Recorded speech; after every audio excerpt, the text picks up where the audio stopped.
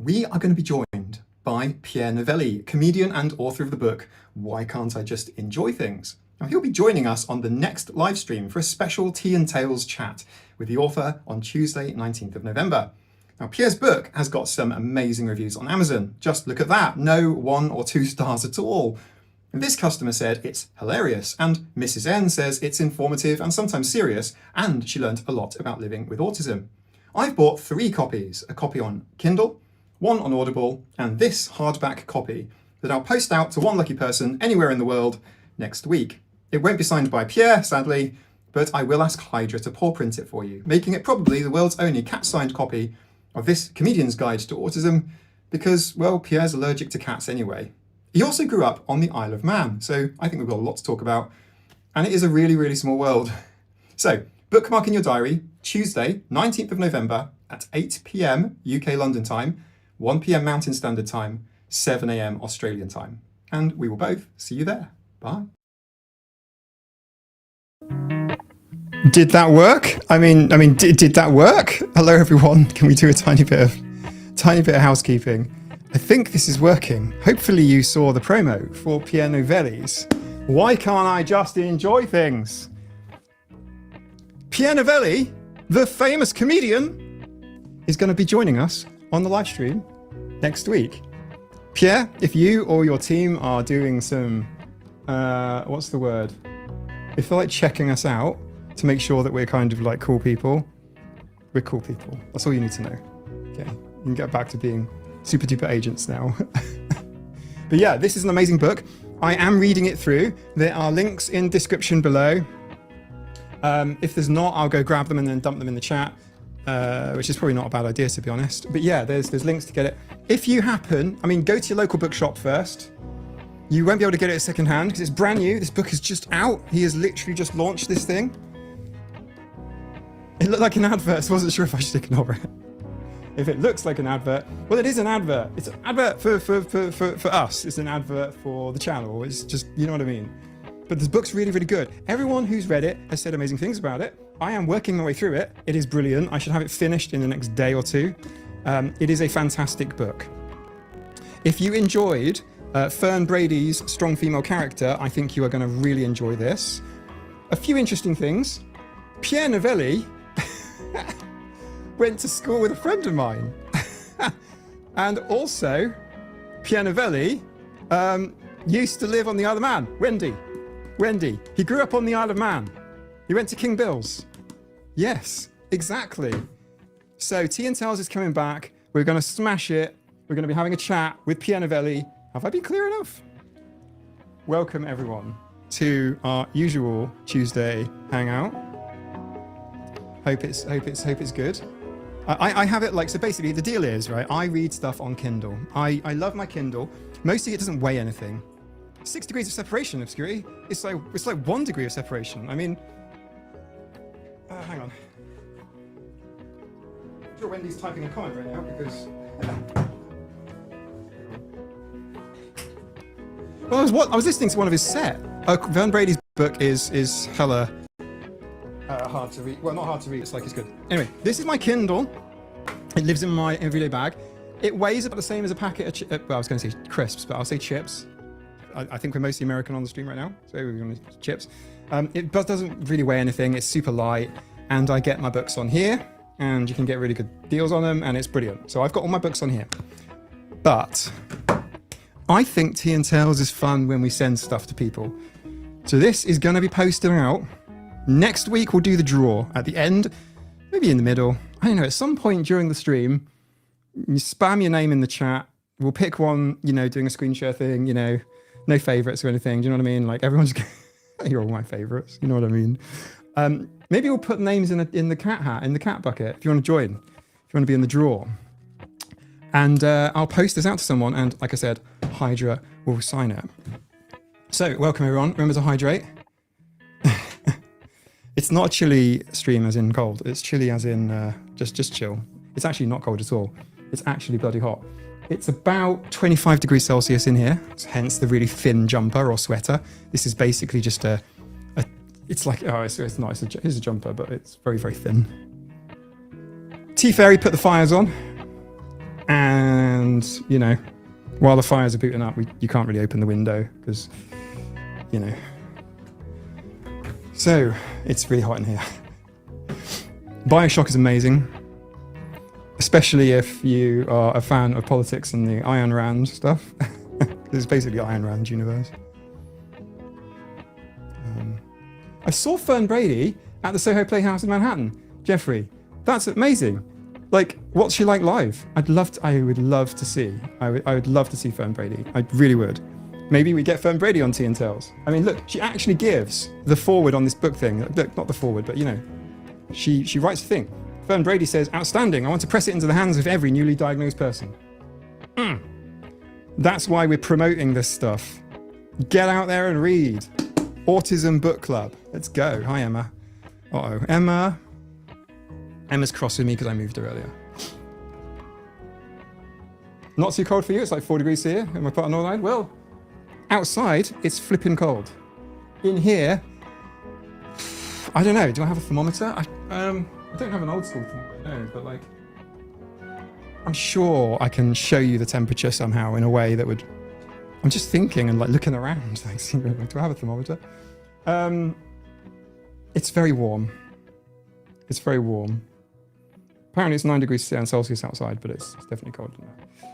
If you get the Audible book, it's great for ferns because, you know, Jeffrey, like you say, is the accent. It's easy for us in the British Isles because we can. You have a different accent just on the next street. You know what I mean? Actually, that's not even a joke. The British Isles, you drive for a short period, you pass a whole load of accents. It's quite funny.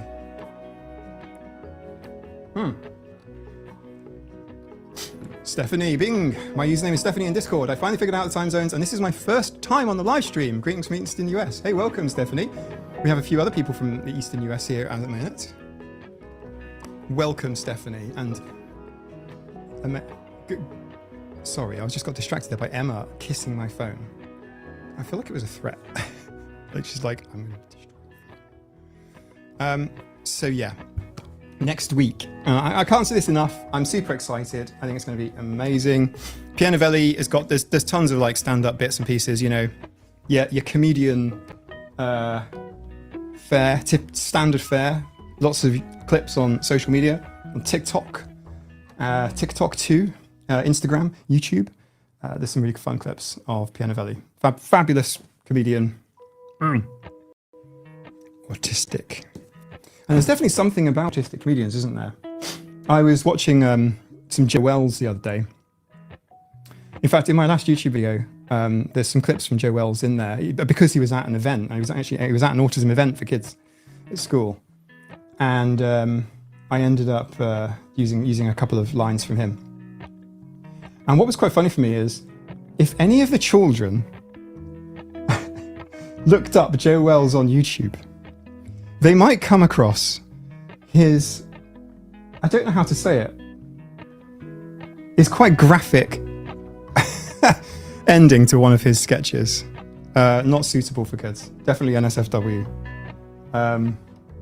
Don't type it in the chat if you know what it is. Just leave it as a surprise for people that don't. Emma, I didn't touch you. I know, I'm just sitting here, mate. Emma gets like kind of stimmed. Well, I say stimmed, I mean stimmed as in not stimming, because like my talking now, she doesn't realise that we have company here. We have company. She just sees me talking like a madman at a wall. And she's like, don't like this, and she gets angrier and angrier and angrier. Evening, Mike and fans. Oh, hello, Suzanne. Welcome. We've got a few Stephanies, by the way. You don't have to be called Stephanie in order to be autistic, or otherwise neurodivergent, or indeed holistic. But there's quite a few autistic Stephanies. What's up, Emma? Emma's not. She's just angry at me. Aren't you, Emma? Her tail is like swishing on my computer mouse. Sometimes she guards it and I can't use it. I have to walk away. Right. Eunice, Mike, please say hi to the fairies for me next time you cross their bridge. Yeah, I will do. Yeah, certainly will do. So, people of the internet, how are we all doing? Are we all good? Do we all have tea? Remember to hydrate, etc. Next week, it's probably going to be the opposite of chill. It's probably going to be intense. I'm just joking, of course. Normally a heckle is followed by a put down. This one was followed by a diagnosis. Highly recommend reading the book, or at least starting it before you before coming out next week. There's a comment here that says, like a Martian's Guide to Living on Earth, funny, enlightening, and gobsmacking, Frank Skinner. Frank Skinner just played the Isle of Man, and he said it was the worst gig he's ever done. That was in the news today. Frank Skinner was here, and he did a really bad. Well, I'm not saying he did a bad set, but like, I don't think the vibe was meeting there. Phil Wang, very funny. He, like me, also, and one Asian parent, one British parent. A hilarious, crystal clear guide to autism. Wangy, wangy, wang. So yeah, this is really good. I'm going to finish blasting through this. And kind of interesting that like, you grew up here on the Isle of Man. There is an audible version, Toffel. Yes, there is. And I have the audible version. Emma thinks she lost it because she can't see us. Meanwhile, we can't see Emma. Okay. Emma's like right there. Do you want me to show you? I'll take a picture of her. Ready? 3, 2, 1. Emma. Sorry. Emma. Emma. Emma. Okay, here she is. Okay, hang on. I've got to take my phone off portrait orientation lock. Okay, here we go. Why so complicated? This Emma. See, that Emma. And I took another picture as well. Just so you know she's not a disembodied head. There's a whole Billy Wang. Look at that. There you go. I'm not sure how well Pierre Novellie is going to manage the live stream next week because he's allergic to cats. And it's going to be a little bit of an issue. Oh look, the invisible hand of tea is provided here. A Tea and Tales. Here it is. Because, like I said, we are now in season 2 and Tea and Tales is back. Look, it's hot tea. That last one was cold. Yeah, I'm saying I really drink cold tea. Cold tea is very, very unpleasant. Look. On my face, look. It's like a man with a cup for a head. Tea and Tales. This is our online book club. It's free. It's not a Patreon or a Discord thing. This is literally just, we do this on YouTube as a live stream. Now, historically, when I say historically, I mean season 1, the first year on YouTube, which is only just over. I made a video and then we did a live stream afterwards. And I don't think that format works. So what we'll do is we'll do the whole lot in one live stream. I think that's better. The book club is online. Come back, Quintus, next week. Details in the description of this video. I think I've just said something. I don't know if it's true or not, and now I'm panicking. I just lied. Okay, 1 second, please. 1 moment. Let me just get the details. We don't want to be doing that, do we? We don't want to say anything wrong. Right, hang on. And I posted a promo video and here we go. Okay, it's in the description of the video now. Here it is. I don't know if this is going to work. Let me do that. Okay, I think I pinned it. Can I pin 2 things? I can pin 2 things, okay. All right, that's a bit of a mess, but you get the point. You can kind of, you can kind of see it. There are Amazon affiliate links there. If you use them, there's a slight cash back from Amazon to the channel, but you don't have to at all. It's completely optional. I can't see like who's bought what or whatever, and it doesn't cost you anything extra. If you are going to use Amazon, the big corporation, you may as well use the link. It won't hurt. It'll certainly help. Yeah, sorry, Emma's looking at me. Emma's really putting me off. If you saw earlier this thing and you look down here, Emma's like, she's staring at me and she's like breathing weird and her tail's flicking and Emma, I tell you what, should we do an unboxing? Should we do an unboxing? Is Plutonium Lolly on the stream? If she is, could you want to just say? Otherwise, I'll wait a little bit. There's Plutonium Lolly sent a care package. Completely unexpected, by the way. Unsolicited and unexpected, which is kind of like the best thing, because it's like, oh my god, what's this? Plutonium Lolly's on the stream. Amazing. I want to show you all something really cool. But before I do, description, you'll have to refresh the stream, and you'll see in the description the Tea and Tales details. I tried to put time zones in there for people like, for folks like Pardelos in Australia, and I know you'll see this. There's the time in there in Australian time, and then there's the time in American times.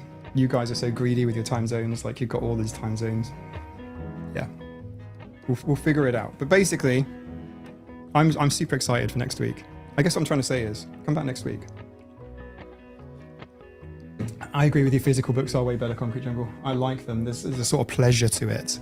It's like the difference between like making a coffee, like I did in a video recently, or just like getting one from like a coffee shop or Starbucks or something, or somebody else just giving you a coffee. And it's like one's almost meditative, isn't it? You sort of feel the book, it's kind of tactile.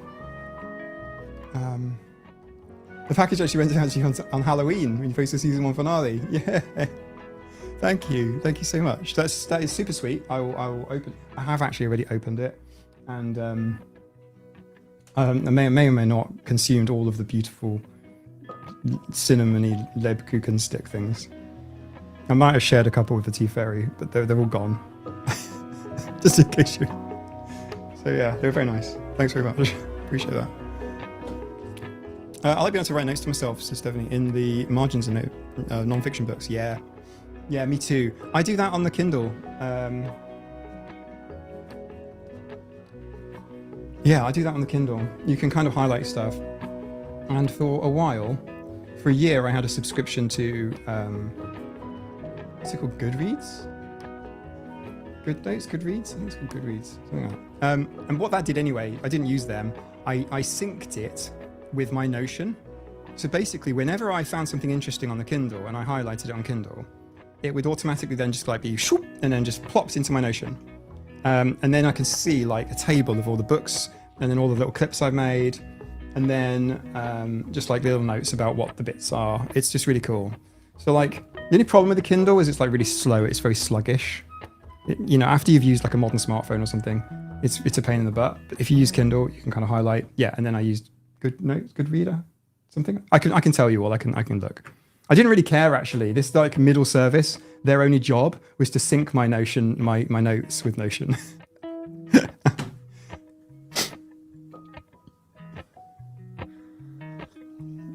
The data nerd. Oh, Stephanie. Okay, well it gets a little bit better, because then what I do is I take the notes and I run a little script to actually do an OpenAI call to summarize that link or that paragraph that the highlight is in, and gives me a little summary. So I have a table of book, author, a little picture of the book, and the highlight clip, and then a little note about it from AI.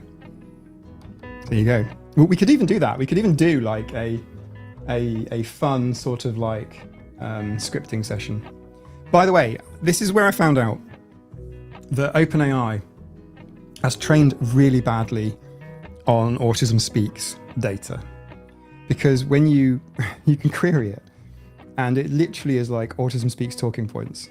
And I'm kind of bitter about this, because it really shouldn't be. It's just like the louder you are, the more sort of authority you have, but it's not earned authority. It's just like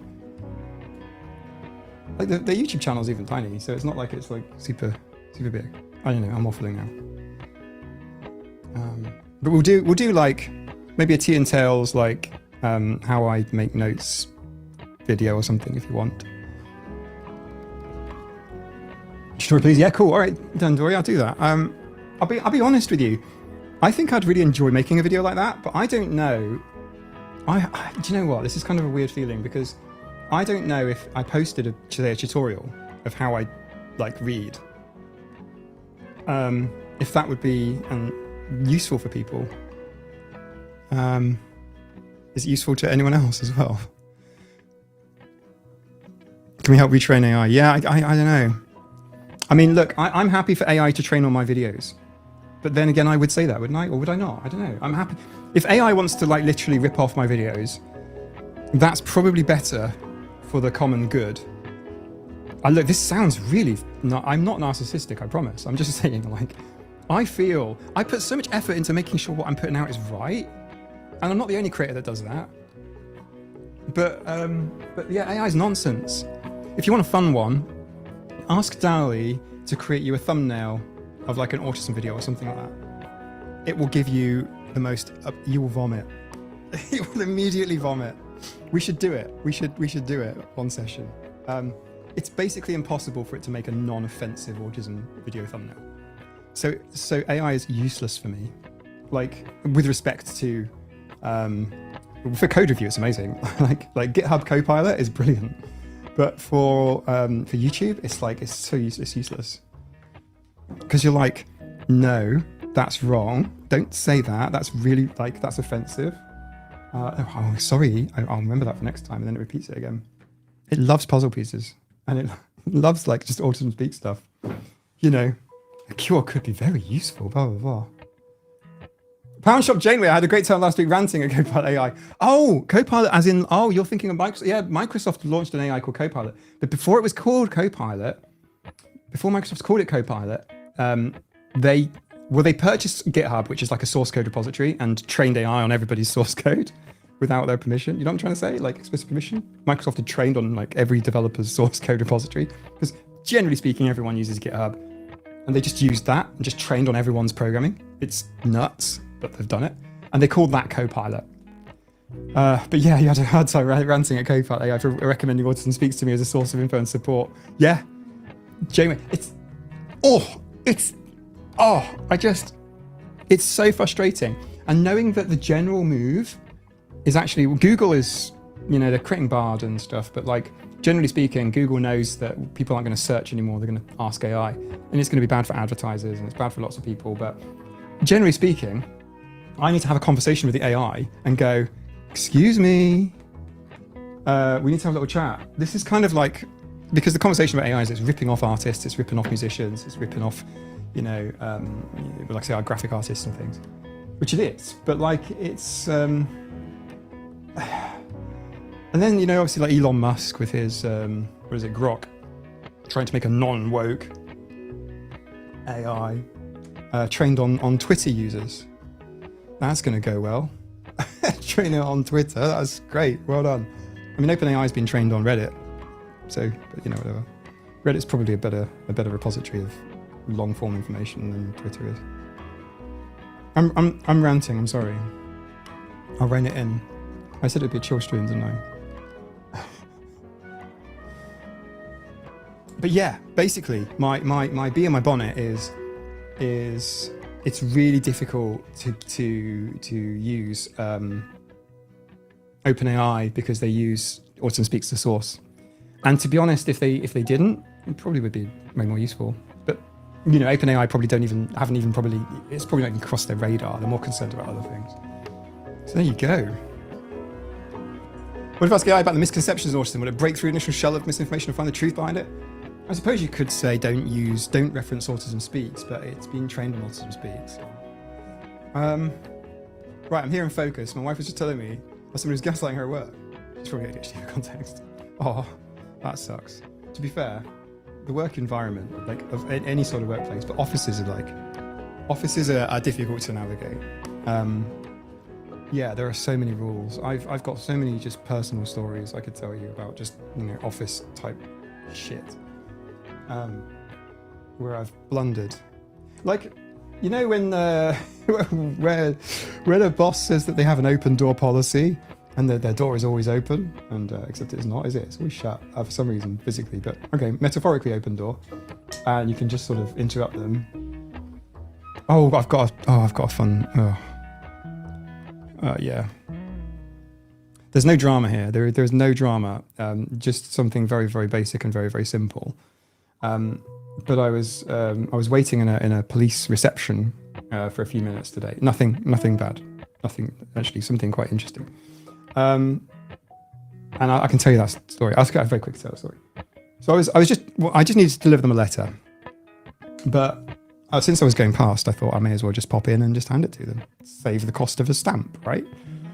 And I walked in, and there are people waiting in there, and there's someone behind the counter, but he looks very busy. And there's a bell, and it says, "Ring bell for attention if there's nobody at the counter." Well, there is somebody at the counter, but he's sort of deliberately trying to ignore me, and he's just looking at his computer. Okay, so I just went and sat down. And then there was stuff happening, like people being seen to. I was there for like 20 minutes just playing on my phone. And then eventually they said, "Can I help you?" And I'm like, "Yeah, I just wanted to post this. You don't even have a post box here for some reason. Like, I'm just trying to save the cost of a stamp." And they were like, "Oh, you could have just slid it under here and then just not." Emma, no. Emma. That's the sound no one wants to hear. That might be why Emma's being grumpy. Emma? Okay, she didn't sick anything. Is she gonna try again? Do I have to get the cleaning stuff? Emma? No dreamies for Emma? Emma? Okay. Right. Yeah, anyway, so I was just waiting for ages. And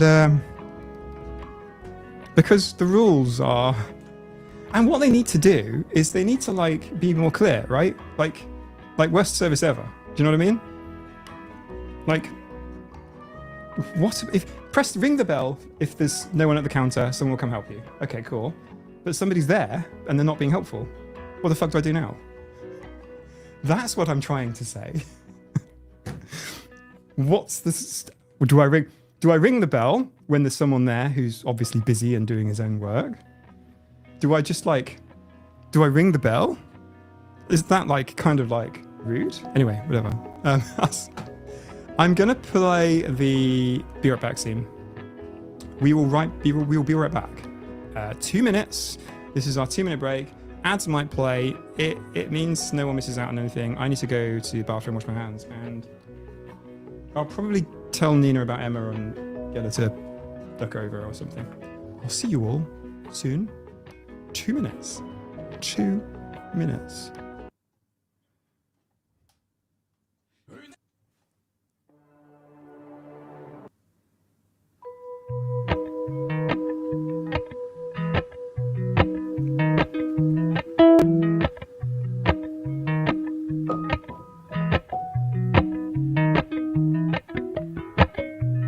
Appalachian sunrise meets my skin.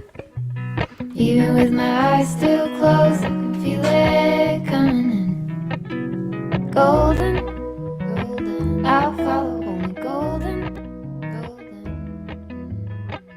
golden, golden things.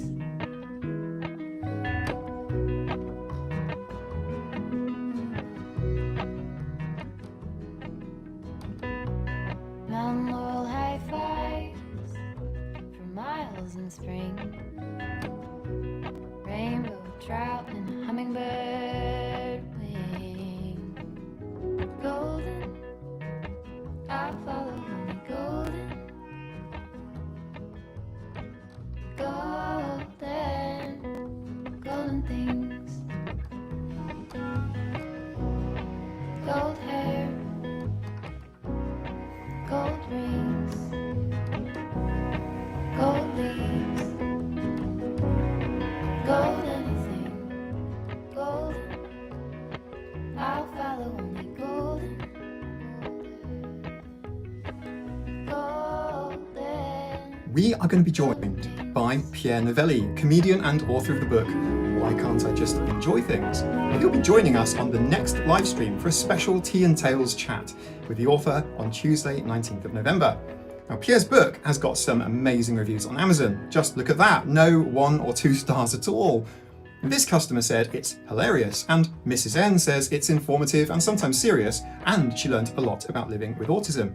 I've bought 3 copies, a copy on Kindle, 1 on Audible, and this hardback copy that I'll post out to one lucky person anywhere in the world next week. It won't be signed by Pierre, sadly, but I will ask Hydra to paw print it for you, making it probably the world's only cat-signed copy of this comedian's guide to autism, because, well, Pierre's allergic to cats anyway. He also grew up on the Isle of Man. He did! I think we've got a lot to talk about, and it is a really, really small world. So, bookmark in your diary, Tuesday, 19th of November at 8 p.m. UK London time, 1 p.m. Mountain Standard Time, 7 a.m. Australian time. And we will both see you there. Bye. Exactly. So, I mean, like, definitely, sorry, I kind of interrupted the little break thing there to play the promo for anyone who was still here and wasn't getting an advert. We have Pierre Novellie. He's joining us on this live stream next week. Isn't that going to be cool? I think it's going to be cool. He's really looking forward to it. So that's just amazing. I'm like super blown away. Pierre Novellie, hilariously funny, autistic comedian. If you enjoyed Fern Brady's book, this is very similar. Harry, once I was on a Teams call and my cat jumped off the windowsill whilst puking. So my colleague saw a flying puking cat behind me. Amazing. This is the next week part. Yeah, next week. 7 days from now. I hope neither of us are sick. Do you know what I'm saying? It can't be missed. It's going to be brilliant. He's going to join us as a guest and we're going to chat with Pierre Novellie. It's going to be brilliant. You don't get these kind of like opportunities very often. Oh, and by the way, I think it probably does help that so many of you are subscribed to the channel, because I think when it comes to like agents and stuff and bookings and things, I think it really does help. It really does. Thank you, Karen. Barking over there. Yeah. Hope they don't bark next week. But hopefully this works. This would be cool. This would be very good. Right, what do we have? Frosh Finchen. I once waited with my 10-week-old son in a hospital room for 2 hours. They said it can take a while, but just forgotten about it. Yeah, I've had the same experience as you. Totally understand. I think what we are is just not that good at kind of asserting ourselves. On the plus side, if you do assert yourself, being so unusual probably has more of an effect, I imagine. Next week, Tea and Tales, Pierre Novellie. Buy the book if you can. Enter my giveaway if you can't or don't. I'll send this to someone random anywhere in the world. Signed by Hydra. Next week, next Tuesday, it's gonna be mega. Justin, my experience: if you assert yourself, you get called rude. This is the flack that one gets. Yeah, absolutely. And sometimes I just don't have the energy to manage that, which is why I sat in the police station for 20 minutes with my envelope.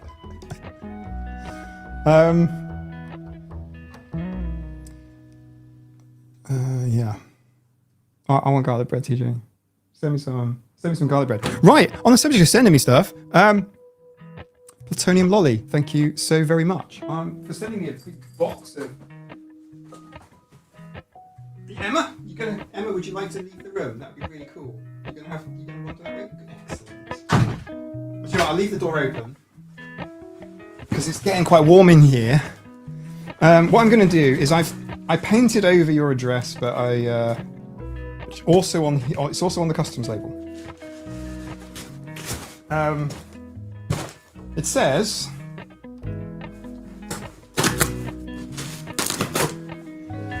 we need to call in a garlic bread expert. If there is a garlic bread expert, it will be an autistic person. Caution when opening. Hopefully contains happiness. Okay. It contains...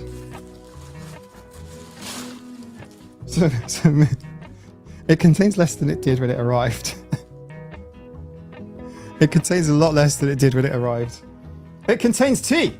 Bunting tea. Does anyone know what this is, by the way? I know it's tea, but like, does anybody know? Does anybody know what kind of tea this is? Is it breakfast tea? It is German. But my Deutsch is nicht so good.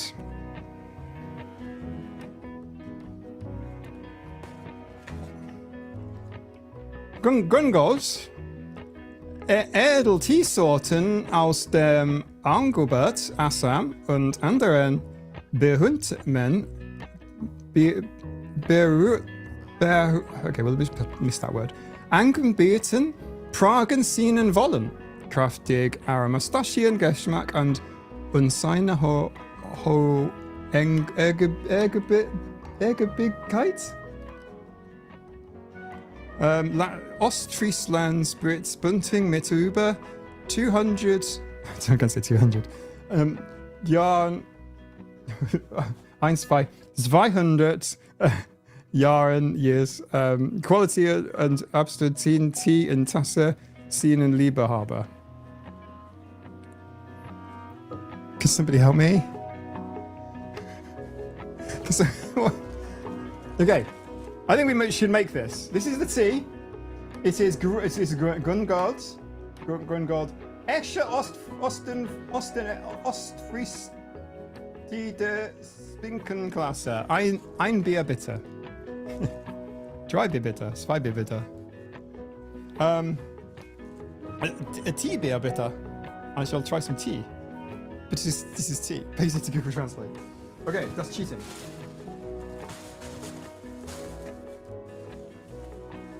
And this is really cool, by the way. This is really, really cool. Are you guys ready? Are you guys ready? Are you ready? Are you ready? Are you ready? Look! Come on! Who gets the reference?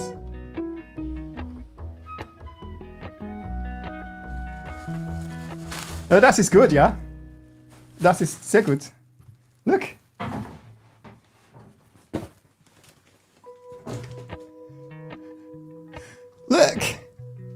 Look how cool that is. And Unke, eine Kitty Cat. And, are you ready? Look! Look! Look!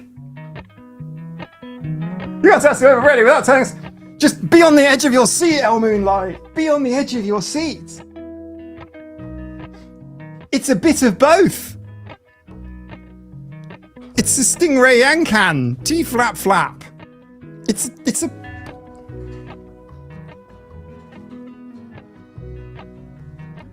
Do you see, man? Do you? Look.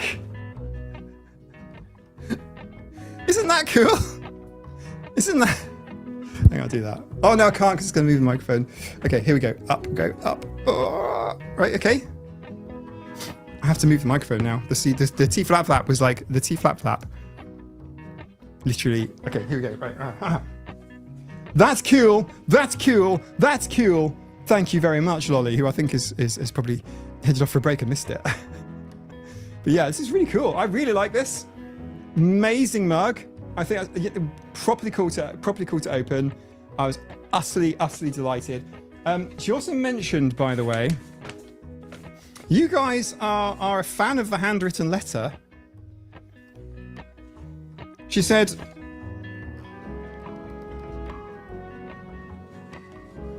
the colours are supposed to be nice and soft. Okay, here we go. Actually, she says, actually, I intended to sneak a puzzle piece onto the inside, to take revenge for the pumpkin carving stream. If you remember, I was actually going to blow up the pumpkin, but getting explosives on the Isle of Man, really difficult. But meh, no reason to ruin the mug. I'm glad it doesn't. I hope you like this new kind of Ray and it joins your many tea sessions.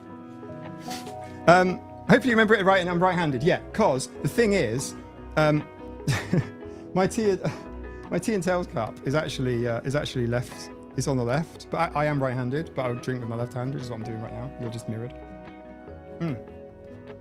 So, hello, Saber. The dreamies are obviously for the Bean Gang. Special hugs for Saber. His accidental purr into the microphone. Here you are. This is Saber. Stole my heart, which is really, really sweet. She has provided. These are not just the standard packs. These are the mega pack. Do you know what's quite funny? We have the same dreamies, but this has obviously got the German, for the German cat, the Katzen. Mit Kostlichem Kasse. Kostlichem, meaning what? Cat treats? Cat licks? Vitamin and mineral stuff. No, 2 calories per Saber. Saber knows what these are. They may be German. They may be German, but Saber knows what they are. Saber is not a sweet cat, but he probably appreciates that, sadly. Okay. Sorry, I was holding it the wrong way around because I was reading the thing. It says 2 calories per stick. I don't think Saber gives a shit about calories. I think it's 2 calories per stick, which is really funny. Ein Stück bitte. Saber is like 200 Stück bitte. I think we should open these. What do you reckon, Sabes? Should we open them? Sabes is like checking the box. Jeremy Max, Salem just turned up to watch. He's purring loudly. Okay. Everybody who has cats in their houses, if you're listening on like speaker or whatever. Saber is the German Katze.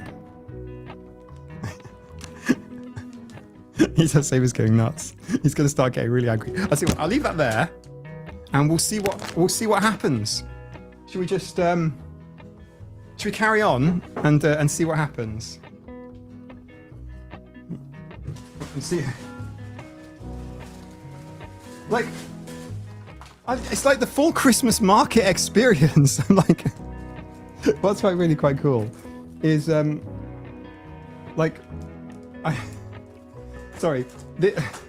right, you need to see this. I'm just like, this is what the boxes look like. Oh, sorry, hang on. Can you see that?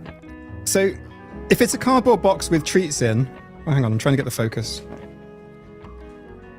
They all eventually end up like that. And that's kitten teeth. This is not woodworm, it's kitten teeth. The whole box is covered in these little dots, which are like tiny little fang marks from kittens. The cat's obviously bigger. The cats will tear the box to pieces, but they're... Okay, Saber has chosen. We'll Catmageddon these.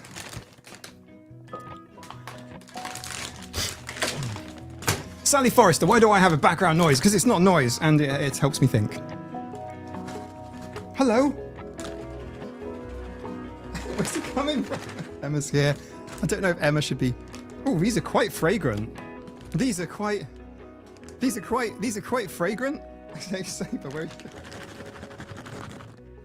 I'm so going to get attacked. I'm going to put this lovely mug.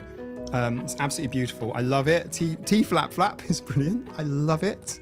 I'm going to put it there on my... where I can keep it safe for now. Okay. Let us do this. Okay. Here we have the dreamies. Okay, Saber. Sabes. Enjoy. I'm going to move the microphone so he can kind of like work around it, if that makes sense.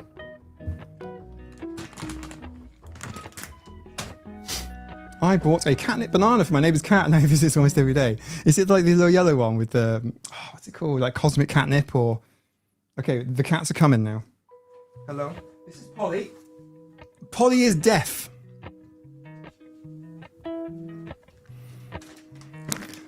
Enjoy the cat butt camera.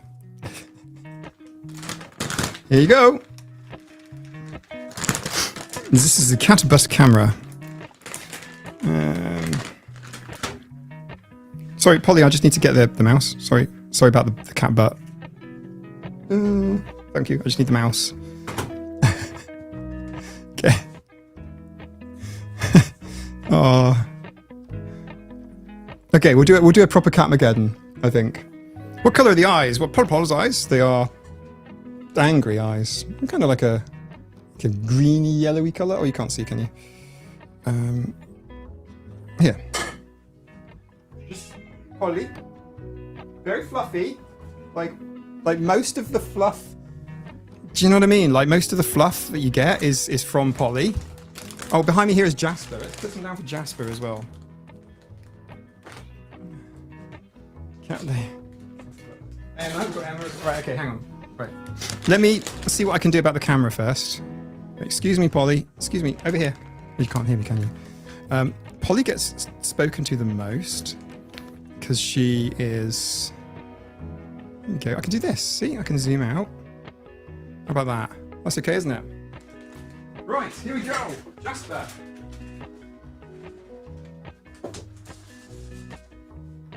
Where else can you see? See here? And over here.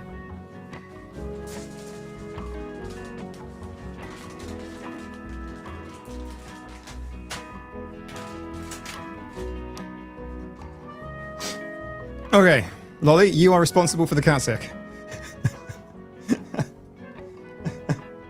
We'll do a proper Mageddon. Oh, I'm in the way, aren't I? Hang on. What can I do to sort this out? Maybe we cat Mageddon on the DT and Tell stream next week. Oh, sorry, Lolly, if you missed some of the unboxing. They have these beautiful. Go at specul. These are from my childhood, by the way. These are literally from my childhood. They are quite old. Not this packet is old, but like this biscuit is quite an old biscuit. Like this is quite big. This is quite big. One cannot please everyone all of the time, Amelia. And then we have this one, vanilla Kepferl. Voila. As you see, the vinyl Kepferl. The vinyl Kepferl. I'll tell you what it is. It looks like it is video Kepferl is what it is. It's video Kepferl. That's what it is. It's video Kepferl. And do you know what is actually quite funny? This is literally from my childhood. Like this is like biscuit before bed type stuff. This biscuit, the same design. I recognize it straight away. I would love to visit Germany again. Or so much. I would love to visit Germany. Like just so much. I'd love to visit Germany. And the tea. I shall try the tea tonight. Manx Knobs, says Jen. Some of you may not get that reference. I sent Jen some Manx Knobs. They are very traditional over here.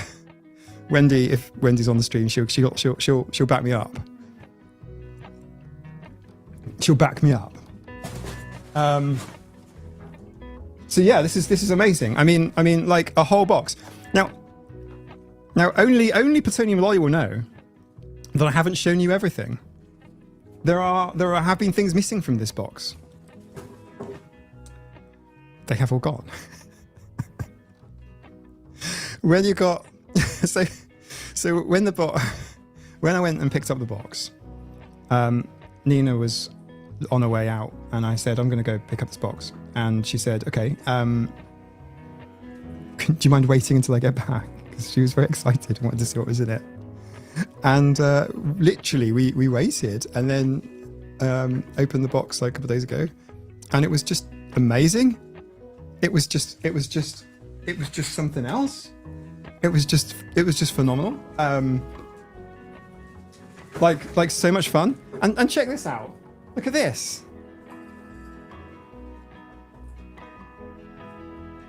Look. It is the only something else to get into. Look. It's a T-flap.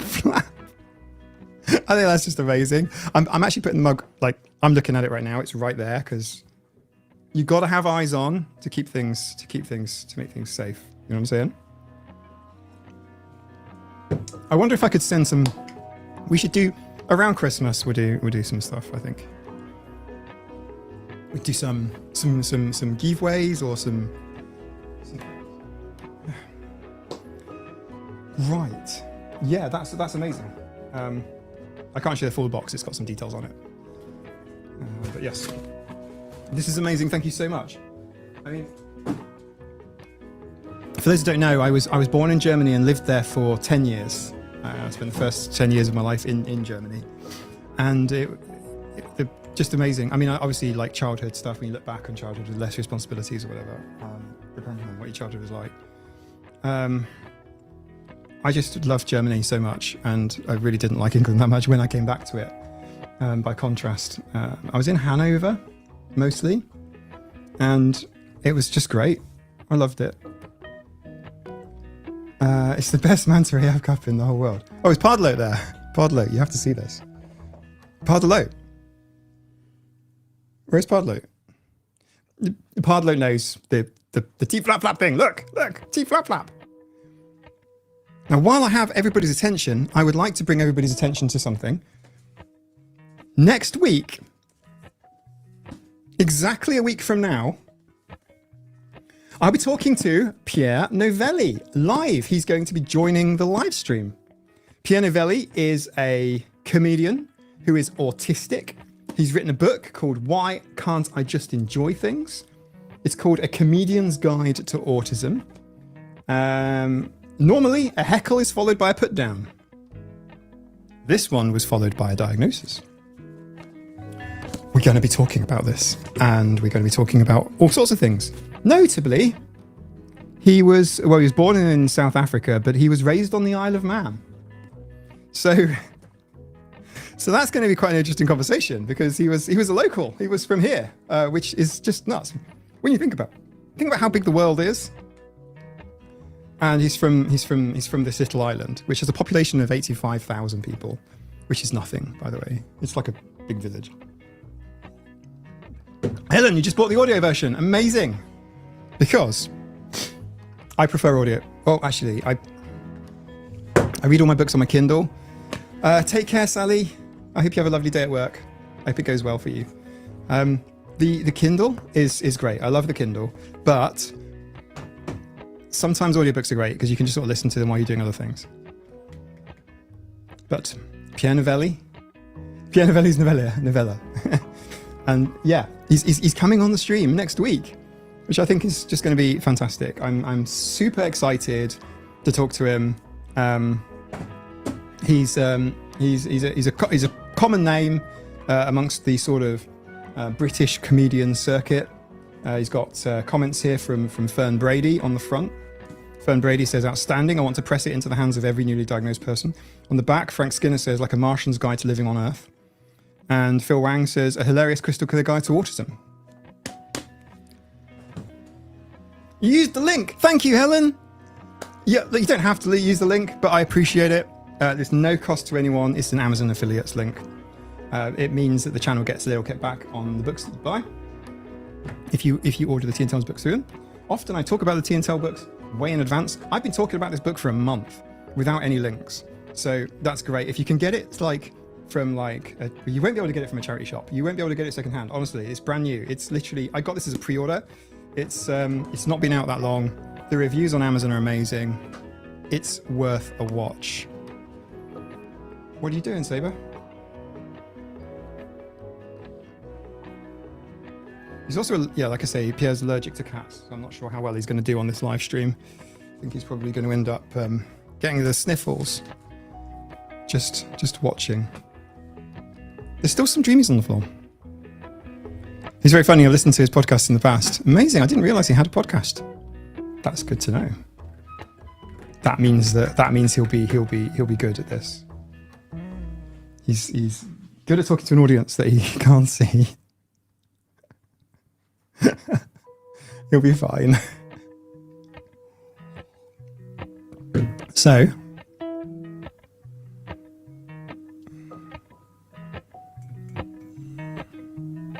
My partner wants to go to the Isle of Man for TT someday. Do people who live there hate May, June? Yeah, it's a mixed bag. It is, like I say, yeah, it's a mixed bag. Like, some people love it. It's nice to have a bit more activity and a bit, you know what I mean? Because it is quite quiet here otherwise. Then again, it's also really difficult to get around and get stuff done during that time. It's hard to move about. I might do a live stream from it, maybe next year. Show it to you.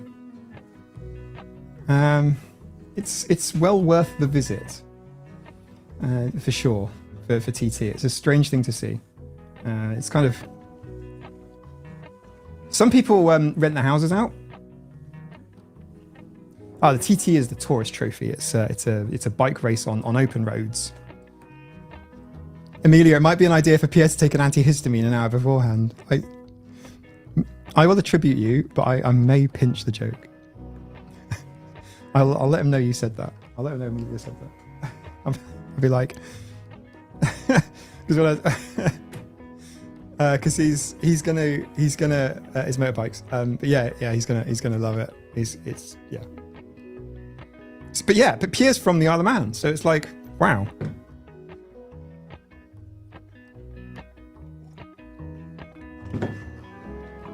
Pierre's from the Isle of Man. Although originally he was born in South Africa. Tourist trophy, concrete. But yeah, this is going to be very good. Jen, okay, trying to jump on and say hi, Mike, and everyone congrats on coming to you. Thank you, Jen. Thank you. This is Jen, by the way. Some of you may not know Jen. I think that's unlikely. I think everybody knows who Jen is. This is Jen from Neurodivergent.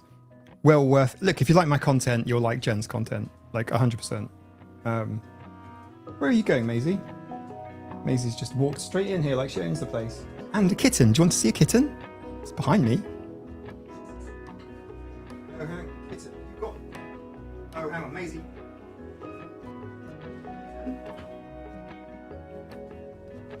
It's got a mouse.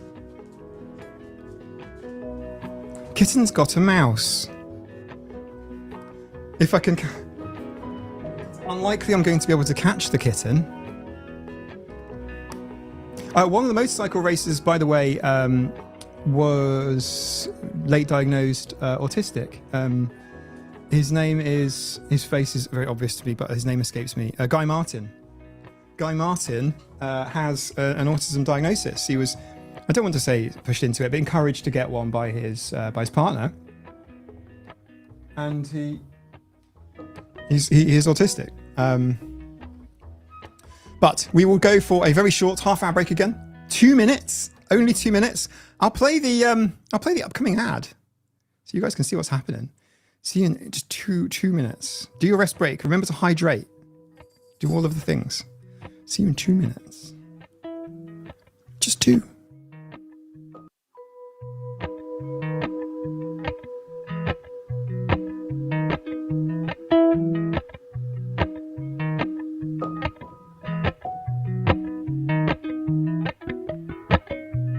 Appalachian sunrise meets my skin. We are going to be joined by Pierre Novellie, comedian and author of the book Why Can't I Just Enjoy Things? Now, he'll be joining us on the next live stream for a special Tea and Tales chat with the author on Tuesday, 19th of November. Now, Pierre's book has got some amazing reviews on Amazon. Just look at that. No 1 or 2 stars at all. This customer said it's hilarious, and Mrs. N says it's informative and sometimes serious, and she learned a lot about living with autism. I bought 3 copies, a copy on Kindle, 1 on Audible, and this hardback copy that I'll post out to 1 lucky person anywhere in the world next week. It won't be signed by Pierre, sadly, but I will ask Hydra to paw print it for you, making it probably the world's only cat-signed copy of this comedian's guide to autism, because, well, Pierre's allergic to cats anyway. He also grew up on the Isle of Man, so I think we've got a lot to talk about. And it is a really, really small world. So, bookmark in your diary, Tuesday, 19th of November at 8 p.m. UK London time, 1 p.m. Mountain Standard Time, 7 a.m. Australian time. And we will both see you there. Bye. Golden, I follow only golden. Golden. things. Gold hair,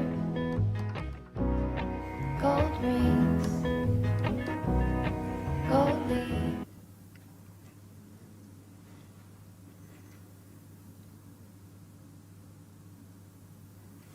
There are more of us about than people might want to think, because, like, yeah, there's just so many more of us about. It's like something that I don't know. It's kind of weird. I don't know, when I started making YouTube videos, no one watched them, which I thought was great because it meant that you kind of like frees you up. Do you know what I mean? Like, in fact, my first videos never made it to YouTube. I just posted it. What is Emma doing? Oh, she's licking her tail. Is that her tail? Emma? Yeah, it's her tail. Emma's just curled up in a really weird position and she's just like licking something. It looks like a mouse. It's not a mouse. It's her tail. Got it. Thank you for putting me off there, Emma. Thank you very much. By the way, filming my YouTube videos, it's just, the cats are just constant blooper machines, honestly. I'll tell you that. I mean, like, Kitty, this poor man, always talking to himself on Tuesday evenings. I'll bring him a mouse. That will calm him down. Yes, except that this time Hydra will bring a mouse, but like this kitty is running around with them. So yeah, this is a thing.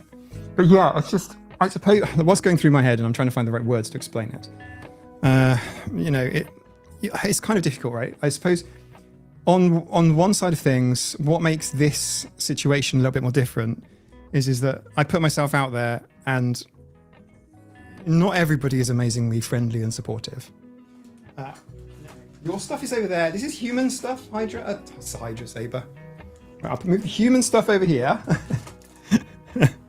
And okay, fine. Look, Dreamies.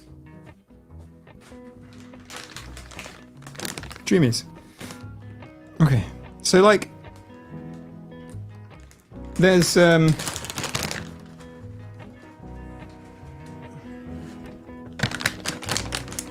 there's some down here for you already. There's a little pile of them.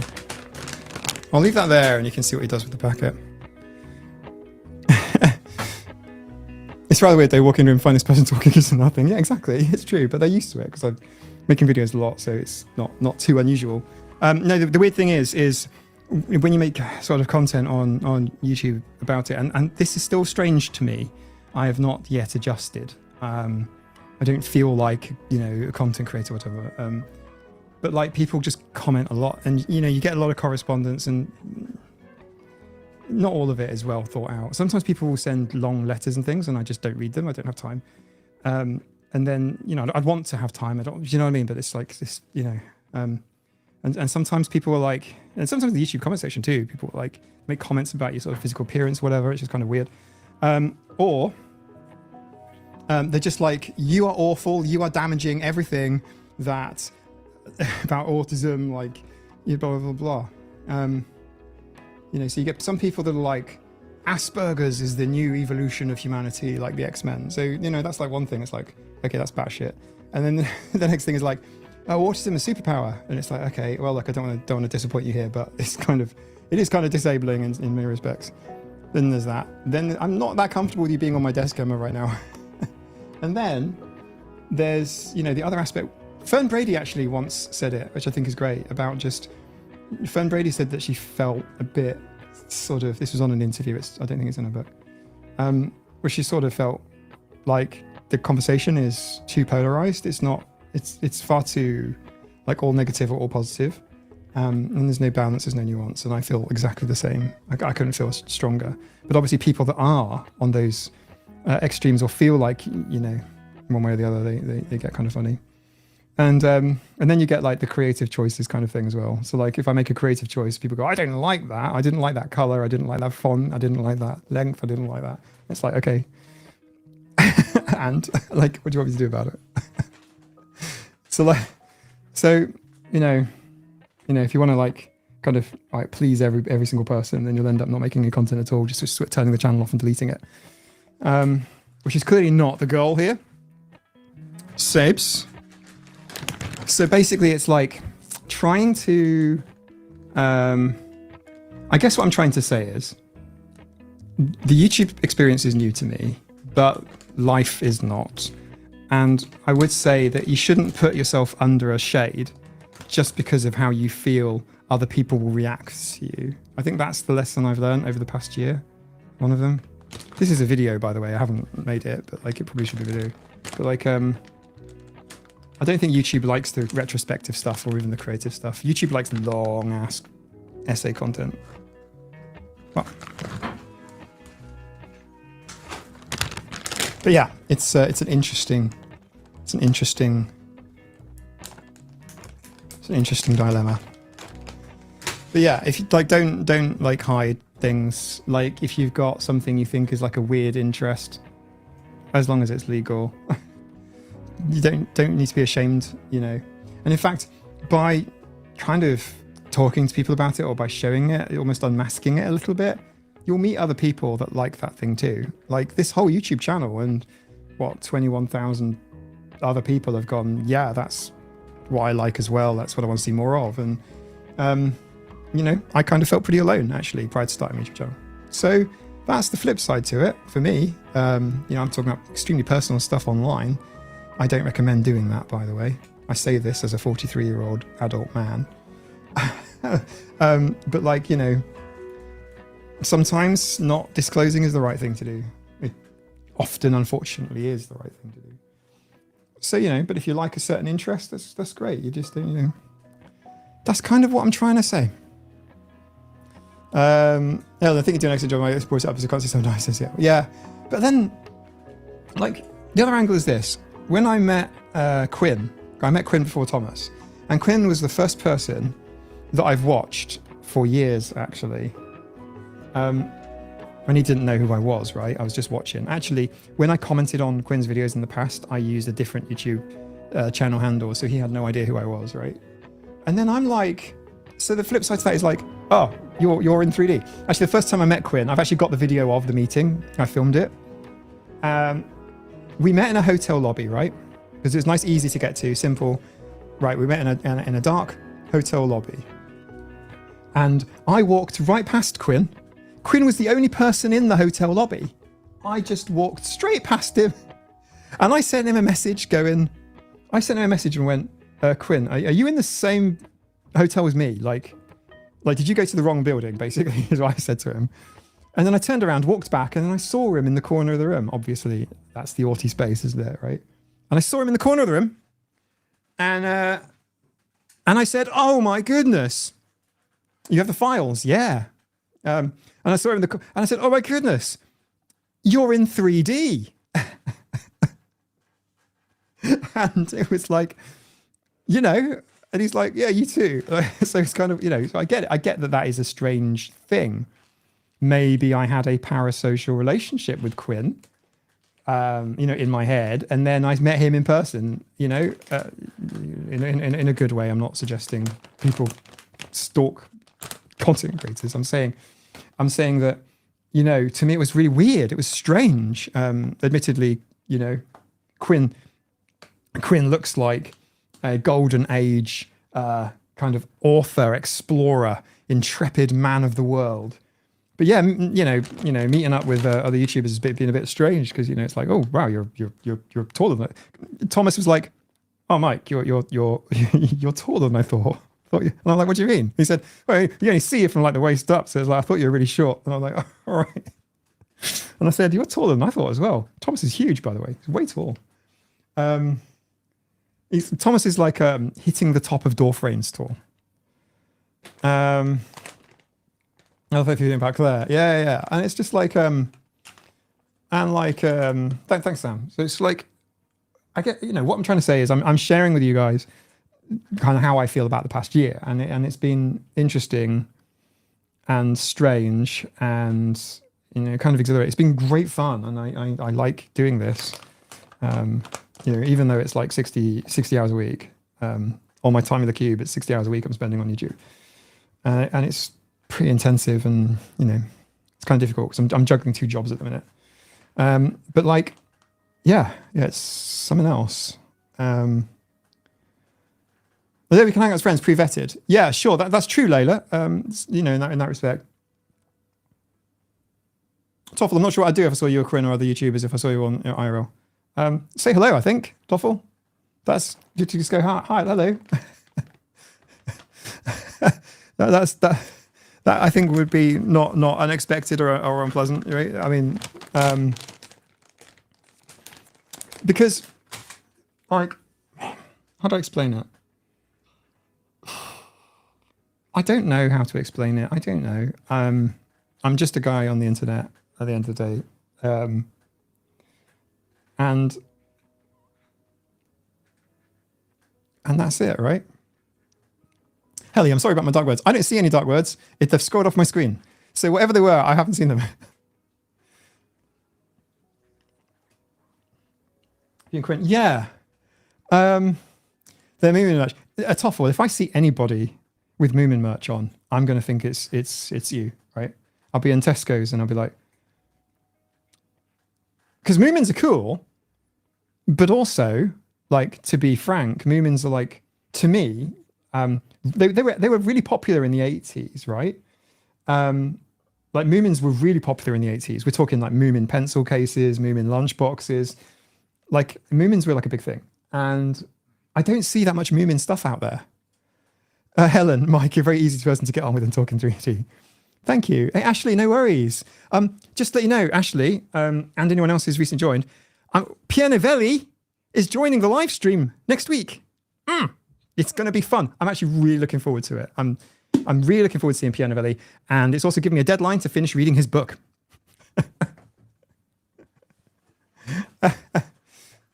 Concrete Jungle, I wish Autistics could join powers like Power Rangers when they meet up.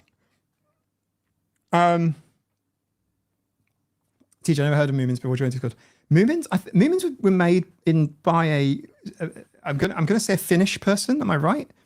Is a Finnish person, sort of post-war, and yeah, Moomins were a big kind of like brand on TV in Europe as well. I remember Moomins in Germany.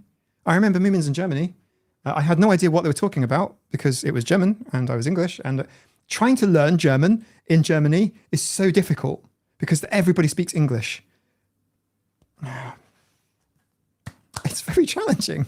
I can't be serious. Have you noticed I've turned the background music off? There you go. I do take on feedback, but I do what I can. But you know, Moomin. Oh, I like the way you've written that, Isabella. Moomin. You're Finnish. Swedish speaking, first written in Swedish. And there's some really cool lessons in Tove Jansson. Hello, Tove Jansson. Yes, there you go. Amazing. Hello, have you seen the cool stuff Lolly sent me? Plutonium Lolly. We're talking some Grungold tea. I'm going to try it. This is from my childhood. This is literally from my childhood. Like actually from my... This is... Well, it's not actually literally from my childhood. The best before date on this is March next year. So this is in date. You know. But these things... I don't even know what they are. But like there's always like Three Wise Men, I thought. Or like... Yeah, who called for Jansen? I said I didn't say Jansen, did I? I didn't say Jansen. Welcome. Good to see you, Jansen. You're probably painting minifigs, right? And then Vanilla Kepfel, whatever these are. I actually don't know what these are, but I know what the other things are. Actually, long lasting if it's from your childhood. Yeah, exactly. That's what I mean. But the biscuits are from my childhood. Reading German Atlantic language is one of my passions. Okay, dies a lot, or should I say dies a lot. Schwarze Tee, 50 Butyl at 175 grams. Kohl und Trockenlagen. Das Produkt ist von Nature Ost, Lactose-free, gluten-free und vegan. Hey. J. Bunting Tea Handle House. I really like this one on the side here because I can kind of read German. I can kind of like understand German. So this thing here is basically saying how it's really good quality, and you know they've had 200 years. They've been like making tea for like 200 years, and. You haven't heard of Moomin until recently. Yeah, Toffel is spreading the cult of Moomin to everybody. We're all getting Moomined. In fact, we played last week. We played some games. We did Drawful, and like for the final game, I made up the prompts. One of the prompts I said TOEFL was one of the prompts, and someone drew this like perfect Moomin. It's probably TOEFL. Quality, yeah, exactly. Cool and trocken lagen. Store it cool and dry. Thanks, Jules. If it's nice tea, this will last approximately 2 days. And bear in mind tea fairy as well, right? 4 days on my own or 2 days with the tea fairy. Maybe 3 days to 6 days. Maybe. We drink a lot of tea. Dank 2 bis 4 minuten Zina lassen. I know how to make tea. Thanks very much. So yeah, the Moomins. The Moomins are super copyrighted. Maybe, in the future, it'll be copyright free. First book was published in 1945 and in 1950. I'm going to take my watch off, it's annoying me. Penguin Books published translated copies in English. I don't think Moomins made it down to Oz, New Zealand. Okay, so it was all over, like, it was in Germany and England, like, Moomins is a big thing.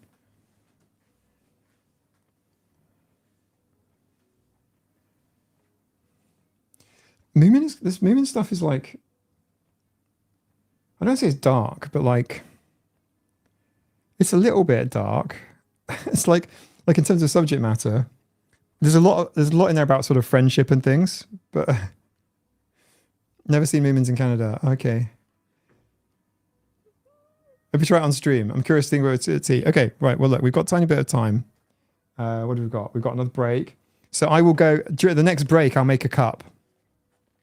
And we'll see. Tesco Captain Scotland. Okay. I like Yorkshire tea. Yorkshire tea is definitely my favourite. But yeah, the Moomin stuff is dark.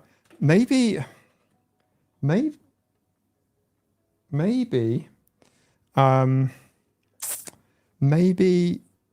it's because like modern day content for kids. Maybe it's quite light now and kind of avoids everything. Maybe that's why Bluey is so popular, because Bluey is Bluey like talks about content that's quite. There's an episode of Bluey about miscarriage.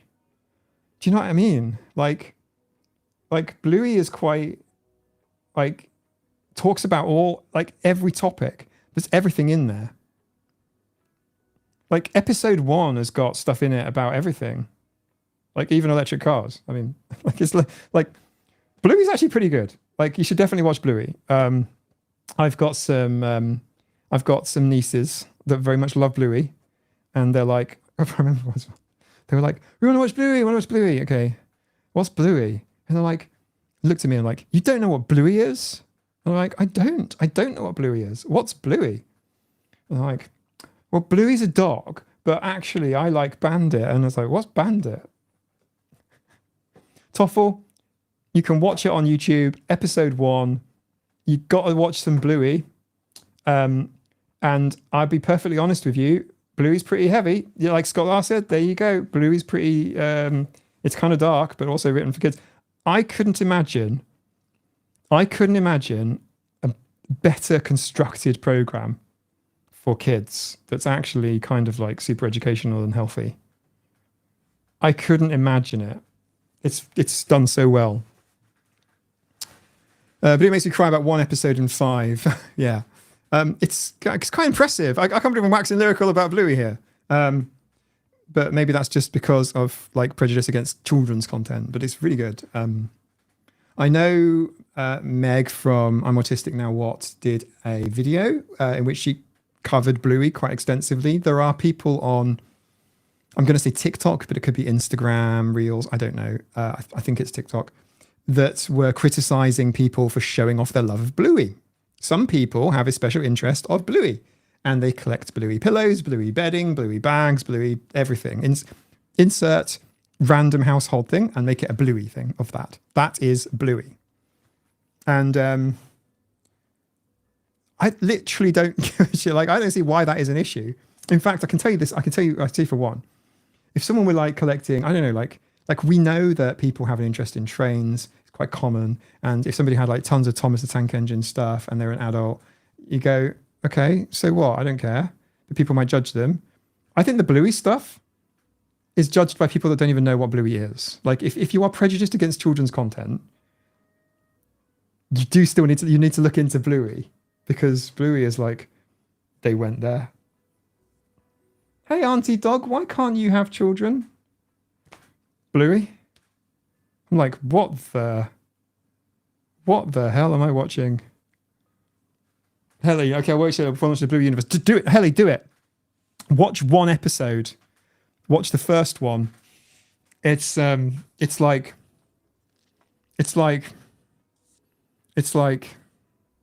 I think it's incredible, actually. I don't really know what to tell you. Isn't that weird?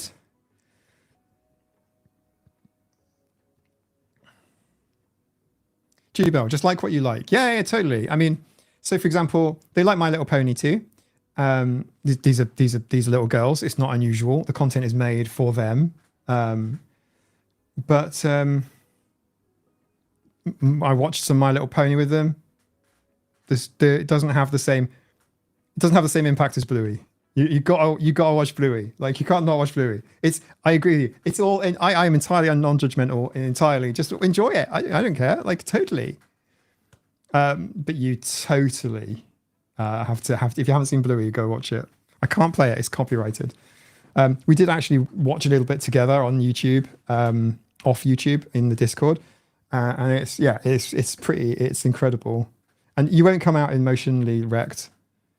It's a good thing. I know what TJ means. It's a good thing. It's quite healing. A lot of people watch Bluey. I can't believe I'm talking about Bluey so much, but like, a lot of people watch Bluey. I've seen about 10 episodes now. I'm pushing through the seasons. A lot of people watch Bluey, and it's like vicarious parenting by proxy. It's like the golden example of parenting. They've tried to like make the characters. I mean, it's a little bit nuclear family, so you can kind of not everything can be like completely diverse and stuff, but like it is a really good example of emotional intelligence from parents. That's what I want to say out loud.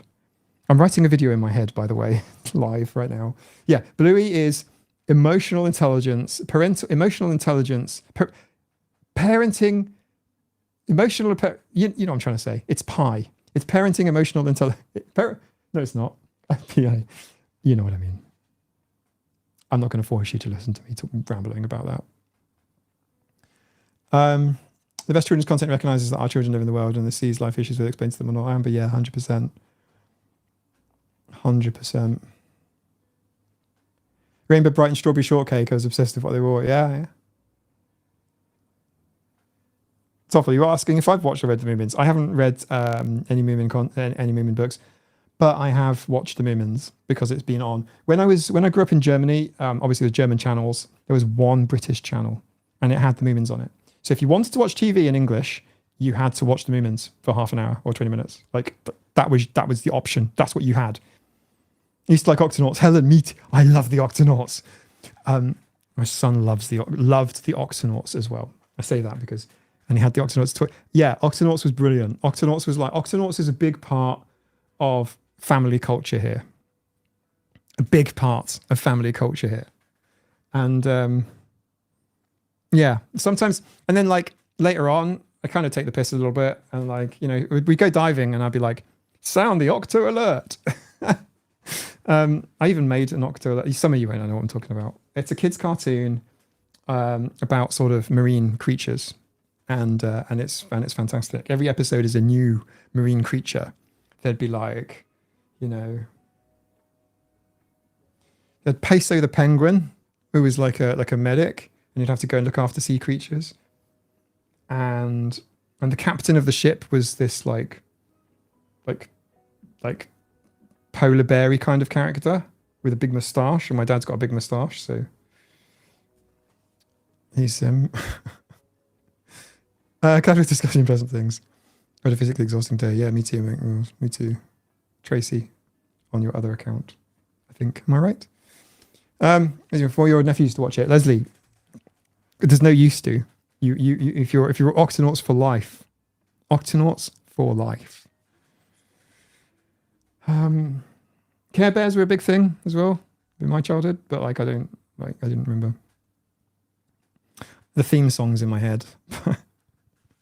I'll spare it to you. Max used to say, "How do the plasters stick underwater?" Helen, Max is correct. He needs to not overthink these things. Next, he'll be asking, "Why does the vampire squid talk?" We don't know why the vampire squid talks. I'm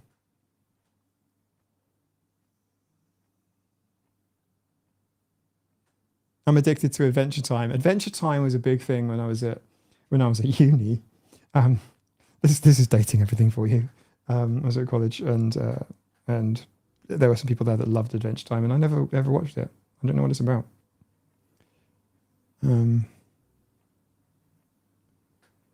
Right. I think what we're going to do is I'm going to make a cup of tea. I'm going to make a cup of German tea. The CF's Germans make a good tea. And Mickey Mouse I find really strange. I've never enjoyed Mickey Mouse. Mickey Mouse is my least favorite Disney. Like I like Disney stories. I like their politics and parks and the way they treat employees, notwithstanding. But the films are quite good, particularly the hand-drawn ones. And yeah, Mickey Mouse has always kind of terrified me. like, what the heck? There's a vampire squid, meet ghost squid. They were scared of each other. Is that actually an Octonauts episode? Because if it is, I haven't seen it. That's amazing. Right, we're going to do a 2-minute break. The ads help to pay the bills, I'm afraid. So if you wouldn't mind leaving them running, it's 2 minutes and they don't play any other time. Because property is theft. Why do Marxists drink herbal tea? Because property is theft. Exactly. I think this is proper tea. I'm going to put milk in it. I'm going to have milk. Proper tea. I'll be right back with some proper tea. You guys should do the same. 2 minutes. It's an ad break. This is what we do now. This gives us regular breaks. And I get to make some tea. So I'm going to go make some tea. Thank you very much, Plutonium Lolly, for sending me the Grüngold Bunting tea. Site 1806. Hopefully it's more recent than that, or it will taste weird. Ashley, you can get tea at work. Come on. No? I'm sorry if you can't get tea. You should better have some tea, like in a flask. I take tea everywhere I go. Like tea travels with me. Like, do you know what I mean? See you all soon.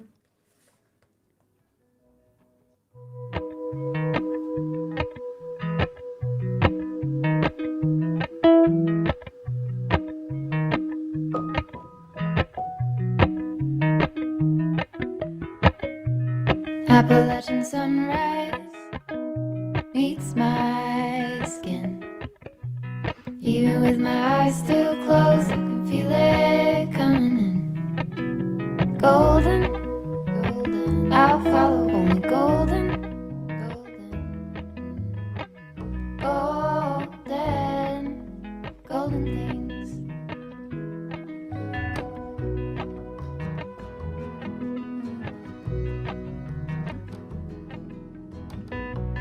Mountain laurel high fives for miles in spring. Rainbow trout and a hummingbird wing. Golden, I'll follow only golden, golden, golden things.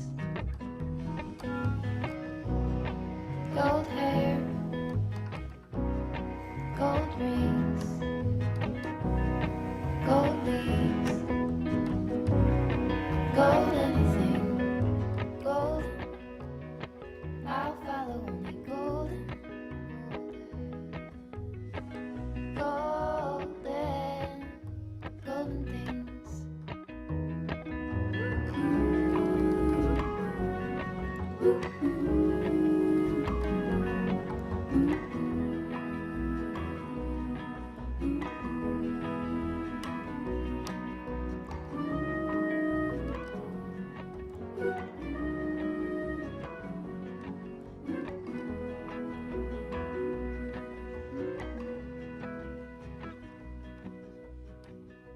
Walk up the river, by my son. Feet step over splinters of the moon.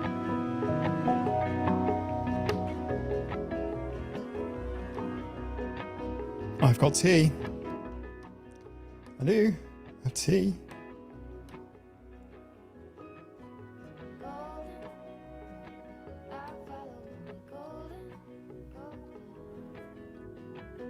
We are going to be joined by Pierre Novellie, comedian and author of the book, Why Can't I Just Enjoy Things? Now, he'll be joining us on the next live stream for a special Tea and Tales chat with the author on Tuesday, 19th of November. Now, Pierre's book has got some amazing reviews on Amazon. Just look at that, no 1 or 2 stars at all.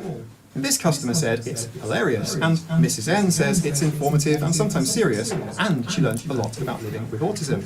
I bought 3 copies, a copy on Kindle, 1 on Audible, and this hardback copy that I'll post out to one lucky person anywhere in the world next week.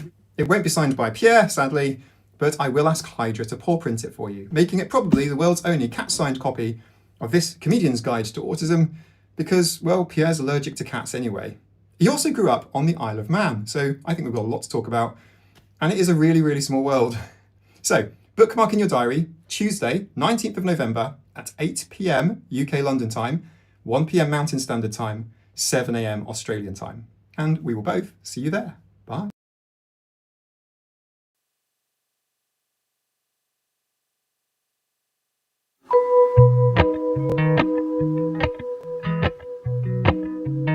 I'm sorry about the echolalia there. Yeah, sorry about the echo. The echolalia, the echo. I'm sorry about that. I apologize. Hopefully it was okay. I'm really sorry. It was because I forgot to mute the mic. And then what happened is I forgot to mute the mic. That's basically what happened. So I'm very, very sorry. Hopefully that was reasonably clear for people that are new. Pierre Novellie, Why Can't I Just Enjoy Things? Comedian, author extraordinaire. He's going to be here. I haven't tried the flavoured Yorkshire teas, and I know they exist. I just haven't picked them up. Apparently, they're quite good. People have told me they're quite nice. I will try them, maybe on a stream. I'm too much of it to focus because they're 2 audio streams. Just pick one. Pick a left one or something. Actually, do you know what? It was not that at all. Right, so I have tea. Here it is. Here is tea in the painted by plutonium lolly. Look at that. Look, you can see the smoke. Look at it. It looks like my hair's on fire. Tea flap flap. Okay. That's been 2 minutes now, exactly. Let me just take the tea bag out. It is the Grundgod Echte Osten Free von Bunting tea. Why would you have a tea? Cool cup. Well, yes, this was painted by plutonium lolly. Isn't that cool? It says in here, Autistic AF. I don't know if you can see that. I don't want to get it too close to the camera now because it's got water in it. Oh, it's got tea in it. Look. Yorkshire tea, Harriet, is for putting hairs on your... I was going to say hairs on your chest. Oh, hairs on your hairs. No, no, it's not actually. It's very nice. Yorkshire tea is very nice. I'd say Tai Fu and Tetley are stronger. But yeah, I wouldn't say there's a huge amount of tea in the cup, but I drink tea in bed, mate. I literally lie in bed with a cup of tea. I drink a cup of... Yeah, I love tea. I'd say there's not as much caffeine in it as, say, coffee, for example. You can get decaf tea too. I brought this in, which is the steamer mug. You may have seen this in my montage. It is a beautiful cup. It is actually really pretty. I really like the colours. I really, really, really like the colours. Teal, I would say, is probably...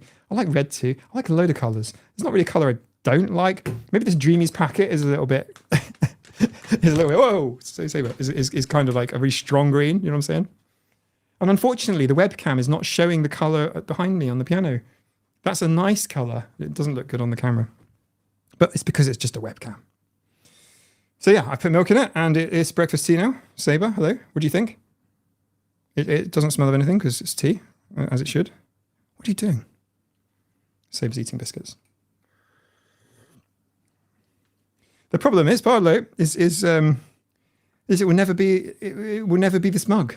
This is a one-off. This is exclusive. But yeah, if Plutonium Lolly is happy for me to reuse the art, we could put the art on a cup. Looking forward to next week's stream, but now I'm going to sleep, just waiting for Mike to take a sip. We could play a game here, couldn't we? It's, hang on.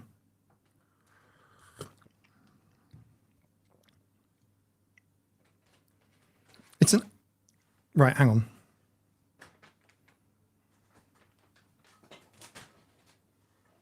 It's an Assam tea, isn't it? It's, hang on.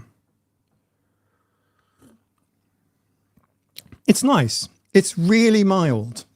It's a really gentle, Twinings is nice too, yeah. It's a really nice, it's hot, right? And you kind of need it to cool down a tiny bit. I'll just use a bit of milk artificially to cool it. Jansen, I've actually been looking at 1970s Teasmades. I have actually been, this is how sad I am. My grandmother had a Teasmade. This is very, very nice. If I drink it this way, it's like,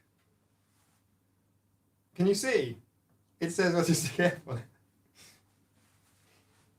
which is written really, really well, considering you've got like, you had to write it like, yeah, it's good. Can I put this in the dishwasher? It's only been hand washed. I'm going to dishwasher it.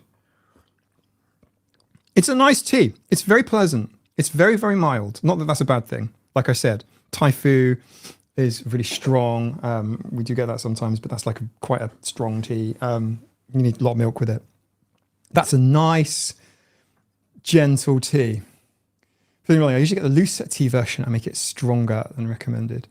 Ruth, I'm so there. I want a teas made. Wendy, I have a teas made. This is it. This is it. I get an ornate samovar. I don't even know what that is. Jansen, that could be, I don't know whether to say that would be amazing or I don't know what that is. My next door neighbour had a teas made. I used to have a job cleaning the house 2 hours a week after school. I have a teas made. I need to know how many teas maids are in the community because this is kind of incredible. I think like I just make tea and then just carry it upstairs. That's what I do. Tetley's quite strong as well. Like Twinings is nice. I do the samovar method. I don't know what you're talking about. I'm sorry. I'm so unrefined. I'll tell you a quick story. So a samovar is well known outside of Russia. Unfortunately, not here. The samovar is a metal container traditionally used to heat and boil water. That's interesting. I did not know. So like, I'll tell you a story. Nina and I went to watch The Lion King in London a few years ago now. And I thought I'd make it special for her and get like the VIP ticket, which basically meant that during the interval, you could go to like this back room and have like champagne and stuff. Well, you see, neither of us really like champagne. Do you know what I do to champagne to make it taste nice? I put like orange squash in it. Maybe blackcurrant and apple sometimes. Anyway, so they were like, champagne, madam, champagne, sir. I was like, okay. Did you assume my gender? Anyway, sorry. I just said, have you got any tea? And this like Disney man dressed up with a posh tabota was like, what? Like tea? Like, and we're like, yeah. Have you got any tea?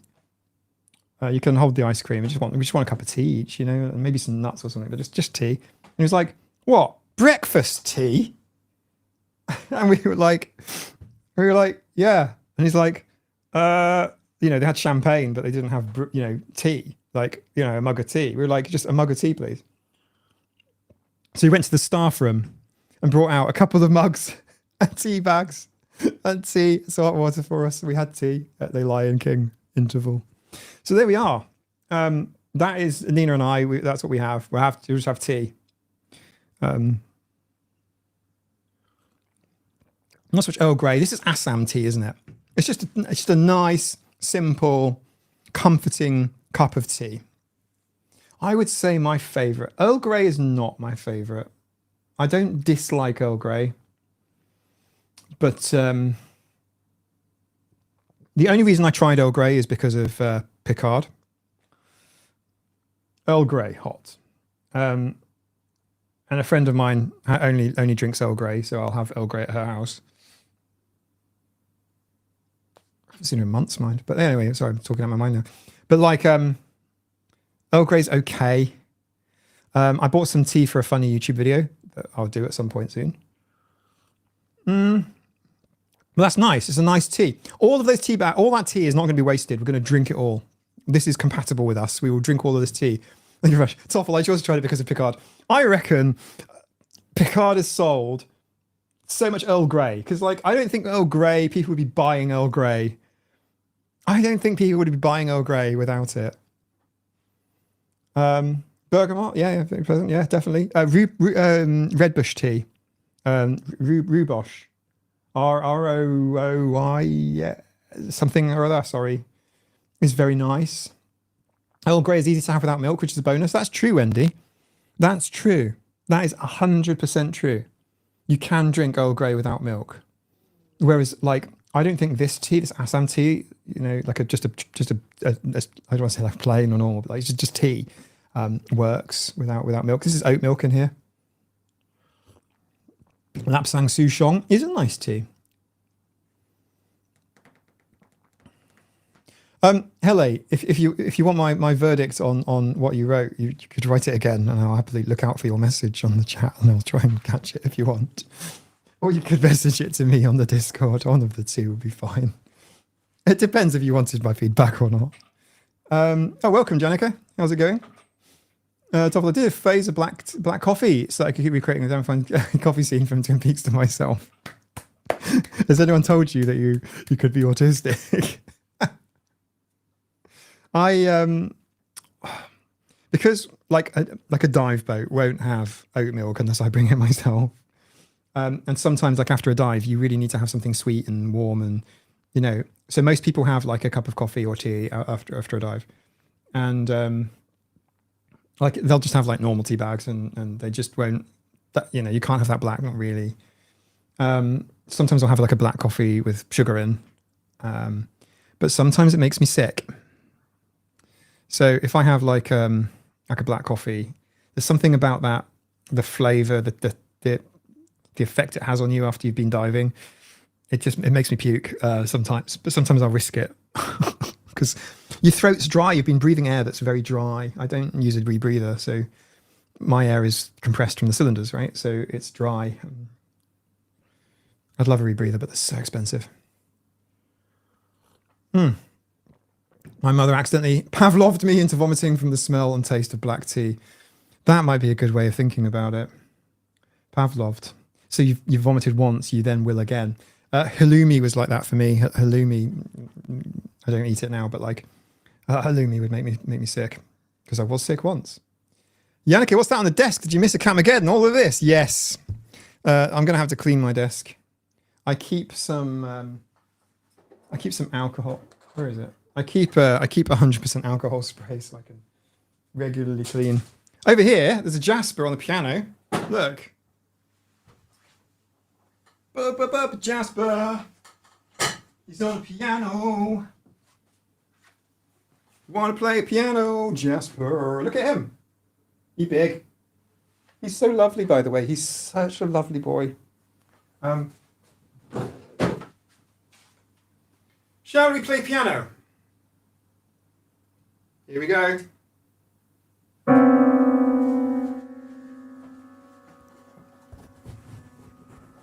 Play me your music for us, Jasper. We are waiting. Beautiful.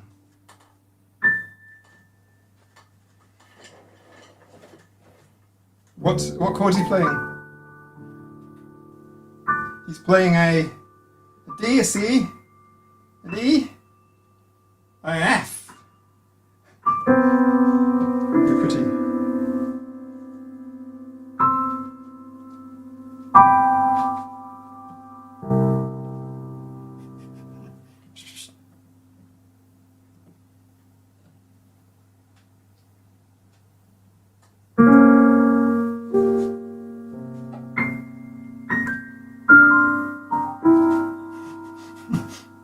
Okay. Oh, Jasper, I love you. I love you. Play your music for us. Jasper's very confused.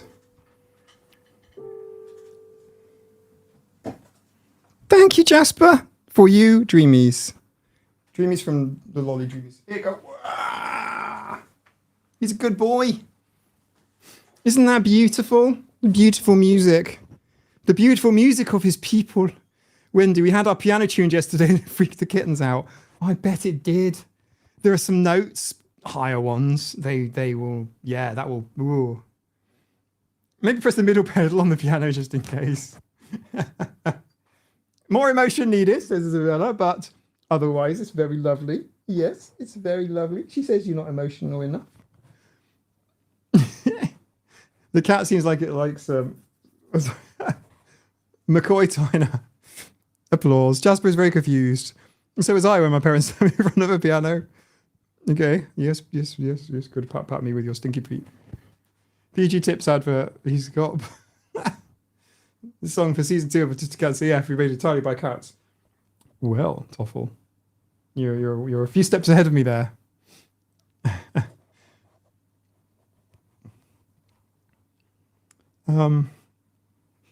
Your feet are smelly, but you're not smelly.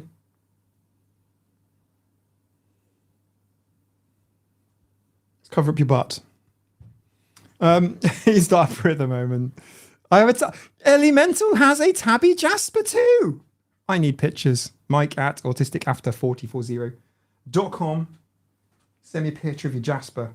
I think he's molting or something because that is a lot of fur. I've never seen that much fur from you. And your feet are smelly, mate. You need to wash them more.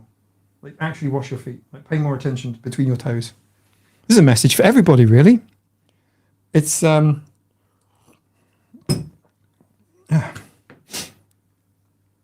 it's a wild word from Cat Stevens. I love my cat more than I love. Okay, maybe not. I'm also confused by GitHub. I've never used it. I want to submit a pull request for one kind of crucial letter in one file. It's funny that a single letter could risk breaking dependencies. Oh, yes, you'll have to regression test the whole thing. So, Jimmy Fire Dragon, are you hydrating as well? I have this lovely cup of tea from Plutonium Lolly. It's very, very nice. From this beautiful cup. The Tea Flap Flap. It's amazing. Hug Bloom, welcome. I have to say, if you can make a live stream and you can be a bit earlier next week, it's up to you. 90 minutes earlier, so an hour and a half earlier. Look at this Tea Flap Flap. Check that out. Pierre Novellie is joining us next week. Pierre Novellie, he's joining us next week. Now, I didn't know this. Harry Winterbank, if you have cat pee on your feet, please clean them. Well, just clean your feet, full stop. You can always listen to music. Where are you? Oh, you're there. He doesn't smell. He smells of like just like biscuits. He smells like a vanilla biscuit. But anyway, it's awful. I did once force my parents to take in a stray cat for a while, though. Amazing. He's joining us. He's coming on. He's here on the stream next week. That's going to be super exciting. Tune in next week. It's Tuesday, normal stream. Pierre Novellie is joining. His book, Why Can't I Just Enjoy Things? Fern Brady says, outstanding. I want to press it into the hands of every newly diagnosed person. I suppose that's not me anymore. But still. Normally a heckle is followed by a put down. This one was followed by a diagnosis. Really, it was a heckle. For me, it was a random person.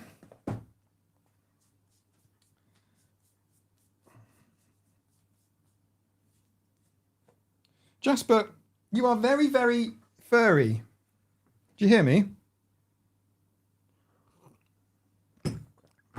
That's what's going to happen. We are going to be doing Hello, Alex, Cards Against Humanity. Okay, well, maybe we'll do a special one-off Cards Against Humanity thing in like an after party. We've got Jackbox games, and we have that other one, which I've forgotten the name of. Board Game Arena. So that'd be really good fun. But yeah, you definitely want to check out next Tuesday. I'm like super looking forward to it. I actually haven't finished his book yet. Now, there are links to purchase this book if you want to get them from Toffel. You should get free books off Diagnosis. I agree with you. There are a few books that I would choose. But I think this would be a really good read. This would be good. You might hear me talking about it. I'm almost certainly going to mention it in my next YouTube video. I'm almost certainly going to make a community post about it, and I'm probably going to make it. Well, I made a YouTube short, and I posted it on YouTube, and it arrived as a long form video. And I'm like, no, don't do that. YouTube's like, this is a short. I'm like, yes, it is. And then it posted it as a long form, so I had to take it down. Yeah, so I'm going to talk about this a lot. Like, tell your friends, tell your mother, just do it. Like, why can't I just enjoy things? A Comedian's Guide to Autism. Comedian Pierre Novellie was on stage when a heckler suggested he was autistic. Usually this disruption would be like a water off a duck's back, but duck's back. But two things made this heckler different. First, he was himself autistic. Second, he turned out to be absolutely right.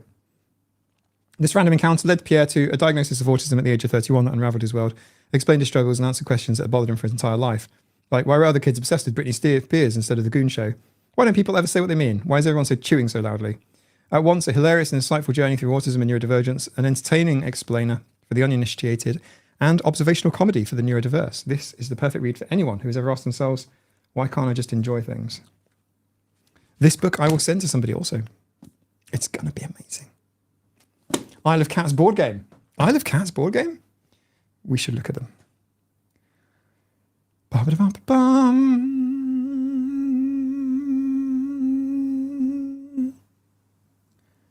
But what's Luther done? He's got a video podcast on Spotify. Amazing. I like Luther. Welcome. Yes, I will enjoy reading the rest of his book. I have started. I've made my way. I'm going to finish it very soon, and I will look forward to seeing him on the next live stream. It's going to be amazing. Like, it is legit going to be amazing. Cat Sudoku board game. I still haven't gotten Calico. It's on my. I need to get Calico. I want to treat myself to Calico. I actually have a lot of cat board games. So I'll confess this to everyone. I have a lot of cat board games. There's a lot of cat themed board games here. And they're not like the most amazing highbrow things. Things like Cat Bingo. Exploding Kittens is really good. What am I doing? Sorry, but I'm a vampire bum. Sorry, captions. Oh no, I didn't think there were captions. I used to run live captions on the stream, like in the bottom here. I need to get that running again. Nice, nice, nice.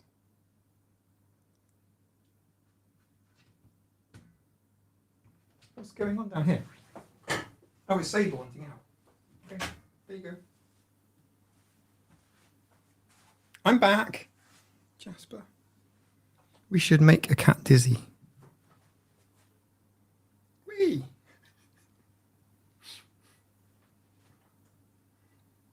Jasper, hello. Pet him. And spin him. And then we pet him. And then we spin him. And then we pet him. And then we spin him. And then we pet him. And then we spin him. And then we pet him. And then we spin him. And then we pet him.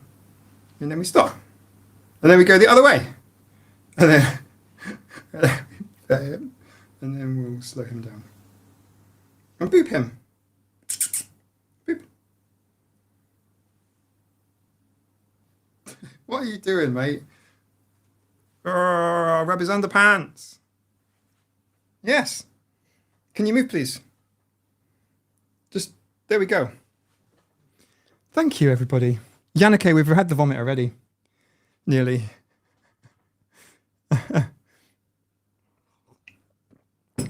What chair for Mike? Mike's just trying to recover the chair from Jasper. Jasper's actually pretty solid, you know. This is his chair now. Cathy Costa. Hi, Phil. I remember last time I made my cat spin, there were consequences. That's so funny. I always want a video game where you play as a cat, mostly sleeping and eating. Super bonus for getting outside. We played a few on the stream. So Stray is very good. A bit dark, but amazingly beautiful and cute. We've also played Big Kitty Little City, which is kind of sweet. Slightly odd. It's like you play as a cat going around to sort of like a Japanese town, making like smartly dressed businessmen drop their sandwiches and then you run off with them and things like that. If the cat decides he wants to chair against a chair, I know. I'm not sitting on it. I'm just leaning on it. He has all the space for his massive bottom. Do you have a massive bottom? He's a big cat. Yes, of course he does. He has big everything. He's got big feet. He's got big ears. He's got a big head, big nose. He's massive. He's a beautiful, beautiful, beautiful big boy. Yes, he is. It's Jasper the cat. No, you're not getting your own theme song. Okay. For those who haven't seen Hydra Rising on Spotify or Amazon Music or YouTube Music,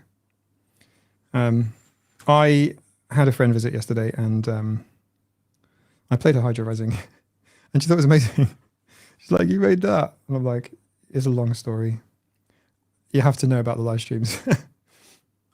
I like cats, but prefer poodles at home. Poodles are beautiful. I love poodles as well. We had a poodle, not a standard poodle, a toy poodle, and a miniature poodle cross cav. And it was amazing animals. What do you mean your cat doesn't have its own theme song? Do you guys not... Have you guys not seen the Hydra theme song? Like, let me... In the darkest night she takes flight, a fluffy force, a beacon of light, with a man of fury and a heart so pure. Have you guys not seen this song?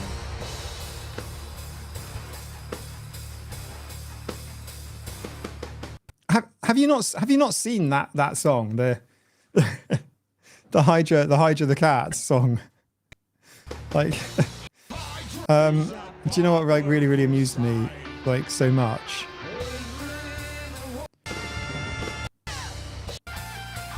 You haven't. Diesel-Lot, have you not?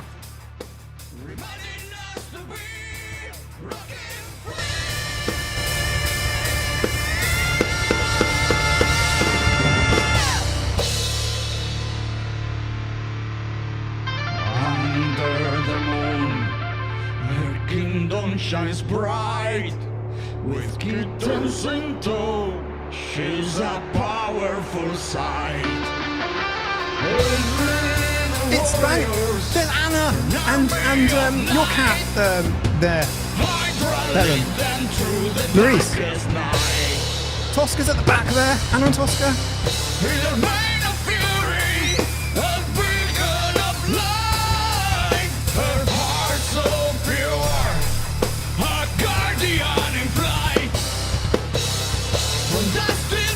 Come on, you must have seen it. Press it over.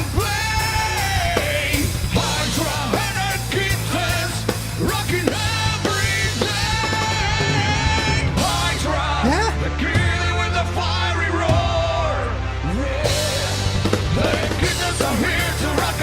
I got the whole chair now.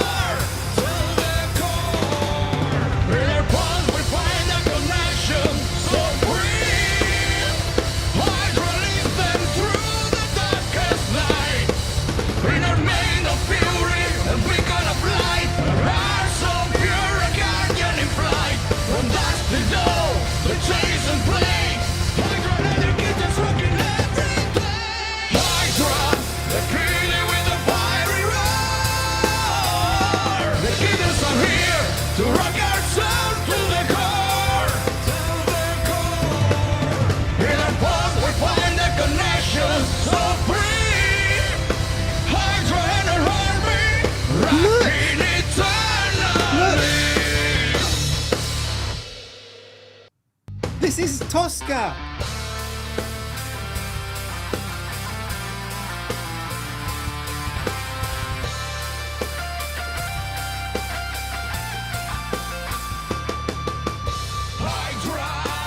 Tracy Minkwell's The Kittens Are Here. The kittens are here. Look, here one. Hey, Tosca. Hey, Tosca! Hey, Tosca! Happy to Hydra. This. Oh, sorry. That was the Hydra Rising song. It's available on everything. Like whatever you get your music on, it's available to everyone. The kittens are here. Hello, Nantia. Oh, where did Tosca go? Oh, here we go. Hang on, wait. This is Tosca and Anna. Look, quick. This one, Tosca. This one is Anna. Look. Look at them. Hello. Look, a pile of cats. Look.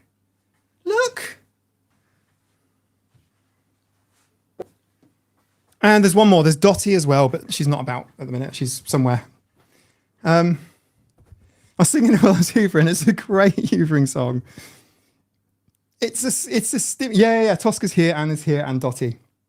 We've got Gwyn and Merlina at Wendy's house, and we've got Maurice and Salem at Helen's house.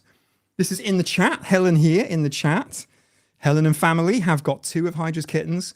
Wendy and family have got 2 of Hydra's kittens. One of our family members has the other tabby cat, who is called Appa. And the other 3 are here. That makes 8. Kitten Ragnarok, yeah. But they're a big part of the channel. They're a big part of they're kind of a big part of the brand almost. It's weird talking about them in such terms, but like, the hard thing to explain, I guess you need to watch my video about the year in review, but basically they, like Hydra was part of the channel and then she had the kittens and I kept quiet and then surprised you all. I wanted to talk to you all about making the music, but then again, I also wanted to surprise you and I can't do both. I had to choose. That was very difficult for me. I really struggled with that. Hello, kitten. Hey, Erica, how are you doing? You've just missed rocking out with the kittens. You can rewind, I guess. So P Love 7, that's 8. 8 kittens. 8 little warriors. Let me see if I can put this on, but without the volume. Yeah, let me turn the volume off. There you go. And you can see... Oh, that's Hydra. How do I make myself bigger? Oh, hang on. Sorry, everybody. I'm trying to play it without any sound. Yeah,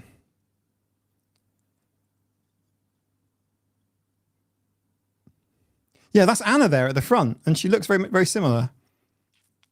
The biggest one is Maurice, and he's at Helen's. Yeah, here we go. I'm trying to pause. Yeah, so that's Maurice at the front there. That's Maurice at the front. That's behind Hydra is Anna. Behind Maurice, which is the big tabby cat in the middle, is Appa. I don't know who's at the front there behind where my camera is. Hang on. Here we go. So in order of appearance, on the left there is Hydra. Then we've got Anna. No, Tosca. No, Gwyn. That's Gwyn. That's Gwynny there. That one. Then Anna. Then Maurice. Then Appa. That's the order there. Yeah, that's Gwyn behind Anna there. I'm not sure which of those 2 is Appa or Maurice. And then this is them just getting bomb-proofed.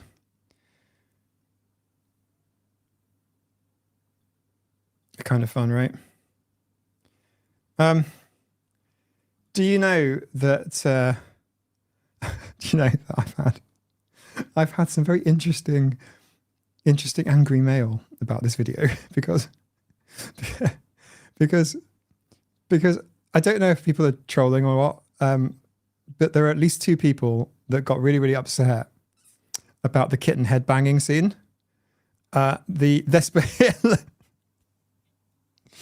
are a couple of people that got really upset at this scene.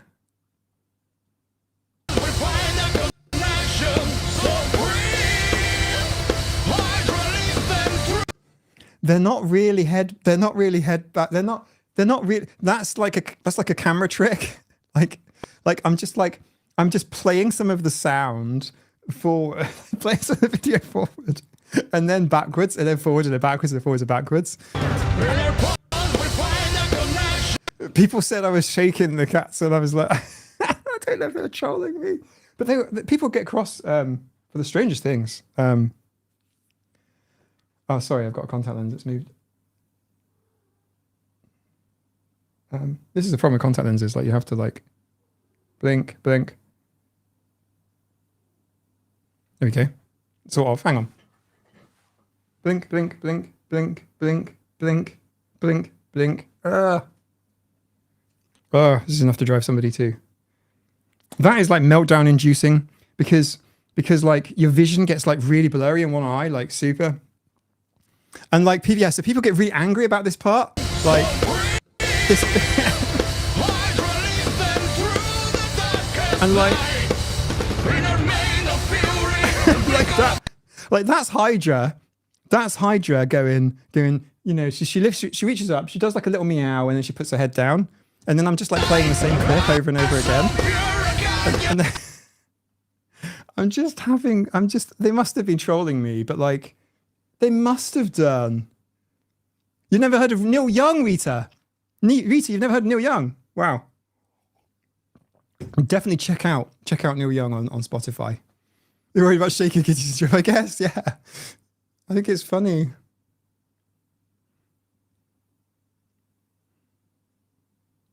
It's just fun. The killer with the fiery roar. The killers are here to rock ourselves to the core. In our pulse we find the connection so free. Hydra and her heartbeat rocking eternally.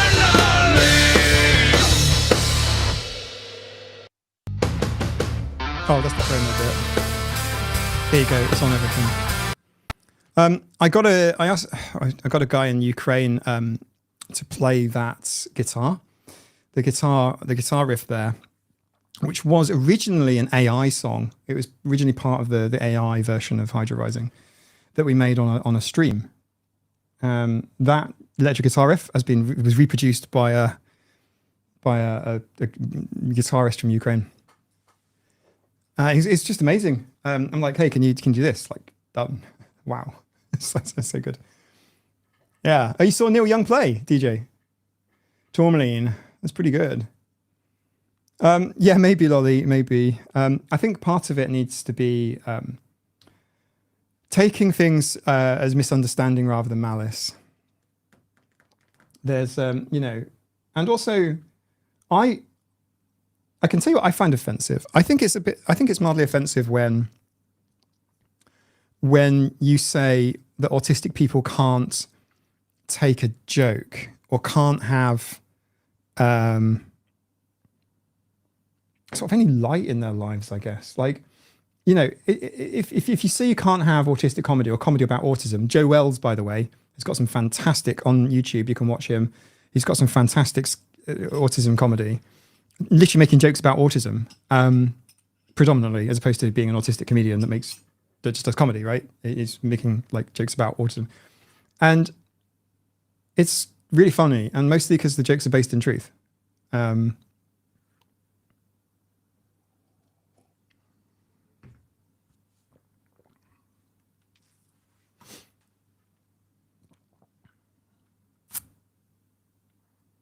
So yeah, there's all of that. I don't find Hydra's main furious. Well, it's her shield, isn't it? It's like a main of fury, right? The lyrics to part one were AI. We jiggled about a bit. The lyrics to, I can't remember part two. Maybe some of it was. Lyrics to part three I wrote. So yeah. Hence, the kittens are here, everybody. Like that was a joke on. Joe Wells tells jokes about his brother, who is tragically without autism. There's a few things you may have missed, or maybe you might want to watch some of the replay. But I really want everybody to be so. Eric, right now it's boiling hot. The fire's on. I'm like profusely hot, unpleasantly warm in here, but it's very cold outside. Very cold outside.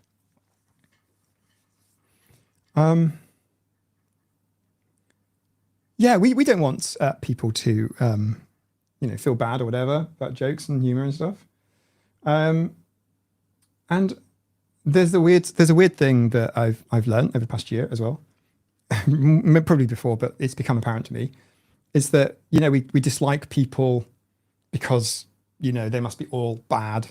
I get a lot of people saying, it's been hundreds, by the way, and on Reddit and elsewhere, saying like, I hate Dr. K, for example. I don't hate Alok at all. Like, I think he did a really shit piece of work. It was badly researched and just went with it. I don't hate him. Like, what? Like people go like you have to hate someone or really love someone, and in order to think somebody's the devil and everything they do is bad, and then consequently everything someone does is wonderful and amazing and brilliant, the same person, not different people, is called splitting. It's a, I don't want to use the word symptom, but it's an indicator, I guess, of borderline personality disorder. And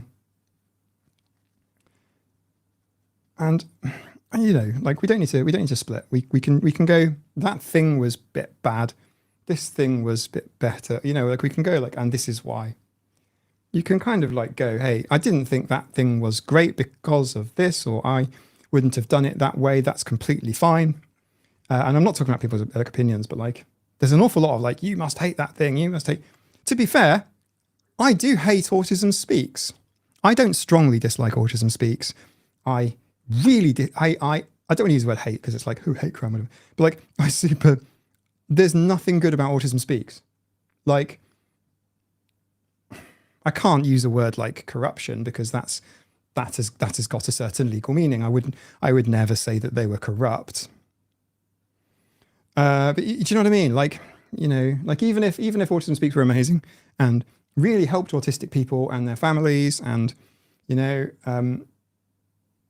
are like 0.06%, or well, they are a fraction of a percent. 0.6% is how much they spend on that. Like well over 90% is essentially going on feeding themselves. Imagine having a charity that feeds homeless people, but they get 40 million a year and they spend 39.9994. Imagine a charity that helps homeless people and a soup kitchen, for people that are starving, and it gets $40 million of donations and it spends $39.996 million on running events for themselves, hosting a barbecue for themselves. And then with the 0.6%, they go, here's a burger, mate, and then they film it and put it on YouTube. That is the effectiveness of Autism Speaks. Furthermore, what they do with their 39 million is of annual revenue, year ended 2023, is spending it on like really misguided shit. Essentially their cure program. So anyway, I'm sorry I waffled at everybody there. I'm really sorry. We're talking about like dislike. I don't like that thing you did. If we sit here and go, hey, Autism Speaks, this thing is bad and this thing is not good, and we would be here all day. The majority of it is horse shit. I think I've made myself clear. I think I think my position is quite clear, and it's like just I don't know why I'm waffling so much. I should have had a break 10 minutes ago. Maybe that's why I'm waffling so much, because and the money that people spend giving to Autism Speaks in legacies, in donations, this is money that could have been spent on something else. It's not like, oh, free money. There is a finite amount in the charitable sector that people donate to charity each year. It might go to cat animal charity. It might go to some other charity for a medical condition or other. But there's a finite amount of charitable spend that people have. This is why charities, there is competition between charities. So you've got a charity for the blind, a cancer charity, for example. There is competition. No one wants to say it, but it's true. There's a certain amount of annual essential spend. There is like a market, if you will. And there is a certain spend. Where Autism Speaks is a very large elephant and it is hoovering up all of the fucking spend.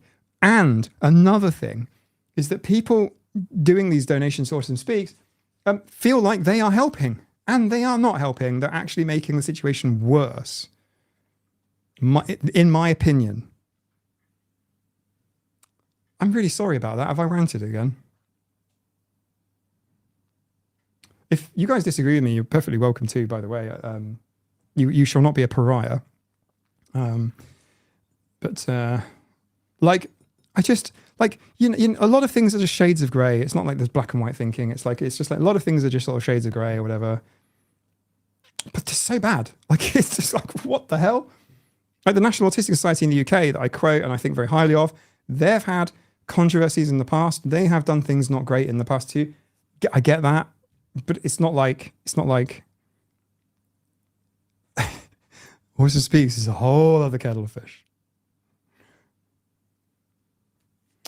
Yeah, they are, and they've got such a widespread. They're not that active on YouTube. I will have a little party once I grow my YouTube channel to bigger than theirs. I genuinely, that will genuinely please me. I'll be like, yay, we'll do a thing. But honestly, they're not actually that big. They have their channel's not that big on YouTube, but they are huge in the public sphere. They're massive amongst emergency services and the big corporates who do their flipping ESG spending. And the S isn't social. The S is sucking up all of the resources. Anne-Marie, you're not ranting about AS, you're creating a permission structure. Have I created a bad feeling? I don't mean to.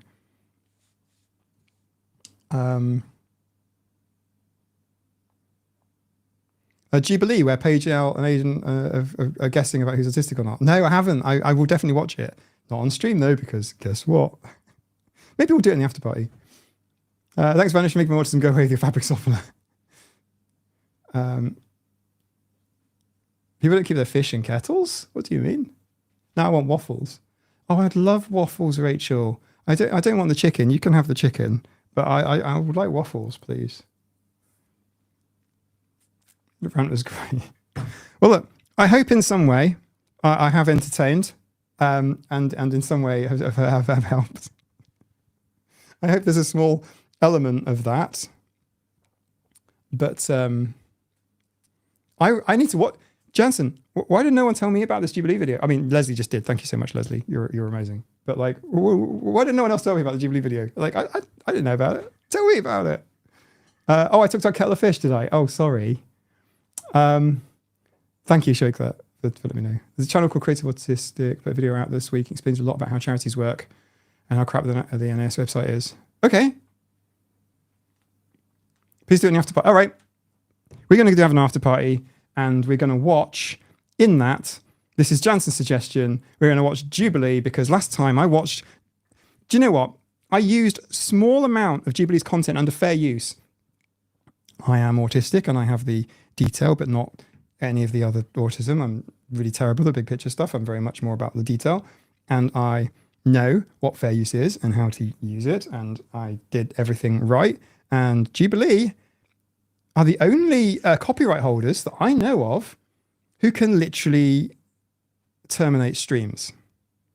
And they just literally blew up my live stream. They just literally, Jubilee terminated my live stream. And YouTube says so. YouTube's like, this content was terminated by Jubilee Media Group, whatever they're called, blah, blah, blah, blah, on copyright grounds. And it's like, how did they do that? Like, they can issue a copyright claim and we can argue it, but they actually did a takedown.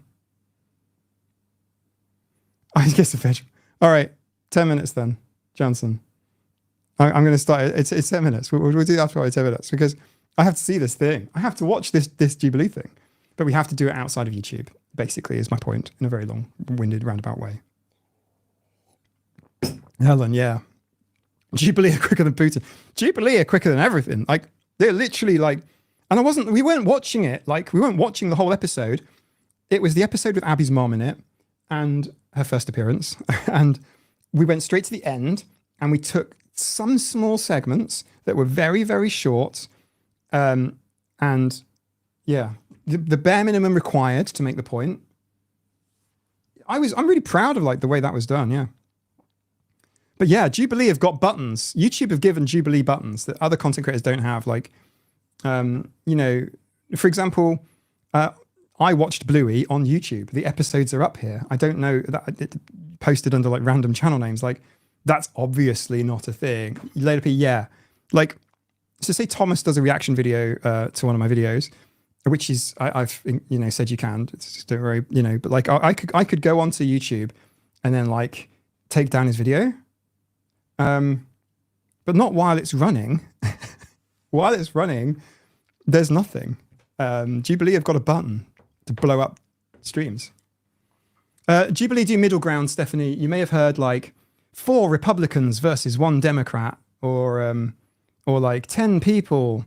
You know, one of them is like one's heterosexual and all the others are queer, and like, can they spot the? It's like that sort of stuff. They actually have some good episodes. They had 4 autistic people versus 4 neurotypicals. It wasn't versus, but you know. Hele, I've got a Norwegian waffle iron.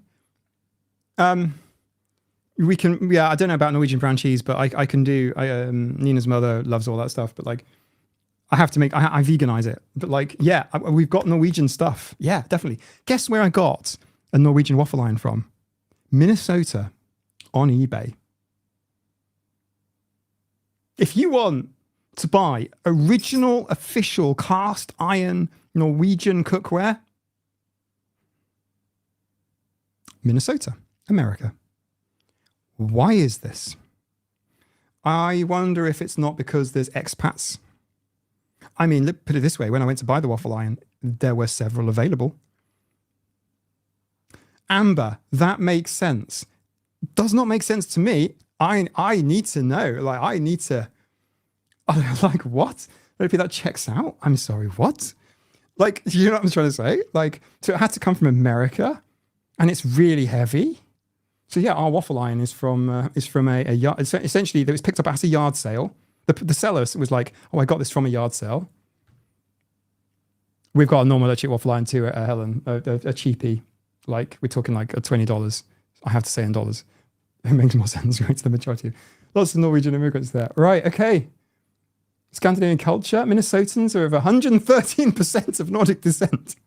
Oh, wow, okay. I had no idea. I'd love to visit. So Nina's side of the family is Norwegian. So obviously I want to surprise her with Norwegian stuff. Right? Right? Who's with me? Look at this. Look at this cast iron thing. And she's like, this is how you use it. And she immediately starts cooking, you know. I'm like, don't wash it. Don't put it in the dishwasher. I'm like, I'm going to put it in the dishwasher. So yeah, what's the deal with, so yeah, so it was picked up from a yard sale and put on eBay, and I bought it, and the postage was more than the actual item. So I've never been to Finland or, I've never been to Portugal. I've never been to Finland, Sweden or Norway, and I really would like to visit. I've been to Denmark. You know, in Scandinavians for the win. Yeah, so Christmas is very Scandinavian. Oh, I forgot to announce something. I need to announce something to you all. And it's not the Pierre Novellie Why Can't I Just Enjoy Things stream next week that you should all turn up to, because it is going to be mega. I am super excited to chat to Pierre next week on the stream. I am so excited. It's not that, but I do need to announce something. So Norwegian, sort of Scandinavian culture celebrates Christmas slightly earlier than the Brits and the Americans do. They have what's called Lille Julaften, which is a little Christmas Eve, on the 23rd. Now, because of Nina's influence on me, my parents celebrate Christmas like quote unquote normally, but like because of like Nina's influence and Nina's family's influence, we celebrate Christmas on Christmas Eve. What I'm going to do on Christmas Eve and Christmas is I am going to live stream, because I am aware that it is hard to do stuff. It's hard to make friends. Hell, I've seen my friends like outside of YouTube. I mean, like a couple of times. Heart-shaped dinner waffles. That's the one. That was the thing. So we do like a little mini Christmas Eve thing on Christmas Eve, Lulu Afton, and then we do Christmas on Christmas Eve. Now my son is well up for this because he's like, presents earlier sort of thing. But like Christmas Day is like their Boxing Day, and then Boxing Day is like a non-day. So what I'm going to do is on Christmas Eve, the 24th of December, I'm going to do a live stream, and I'm also going to stream on Christmas Day, the 25th of December, as many times as I can to match the time zones. And my plan is to do a morning stream, an afternoon for me, so it depends on where you are, is to do a sort of like a morning stream, an afternoon stream, and an evening stream. If I can do 4 streams over Christmas, that means we can hang out together, we can do Christmas stuff, and we don't have to feel like we're ever alone. So if anybody's sort of on their own, or if anybody's having a shit time with family and they just want to tune in and chat in the chat and whatever, obviously for those of us in the Discord, we're going to be hanging out in there too. That's just a given. But this means on YouTube. I think that would be a really good idea. I think that would be quite nice. No one is obligated to turn up. I'm just going to be streaming over Christmas. 24th, 25th. Nina and I have discussed it. This is happening. Jesus' birthday party mega stream. Basically, yeah. Well, it's not going to be a mega stream. It's going to be like this, but multiple streams. So, am I streaming Christmas? Yes. Am I streaming Christmas in the where you are? Am I streaming Christmas morning? Yes, is the answer. And it doesn't matter where you are in the world because I will do multiple streams. And it might be morning, it might be night where you are, but there will be a Christmas stream. I think that is the right thing to do and a good thing to do, I think. And I know people do tell me, by the way, that they're lonely and stuff. Like they do. Let's do it. Let's just, Helen, we'll be turning up. Helen, YouTube rolled out a new feature in YouTube Studio, like today or yesterday for me. And I opened it up, and the comments tab now says the word community, and I press it, and YouTube now says most active people on your channel in the last like few days. I can't remember what it was, but it's like, it just gives you profile pictures of the most active people.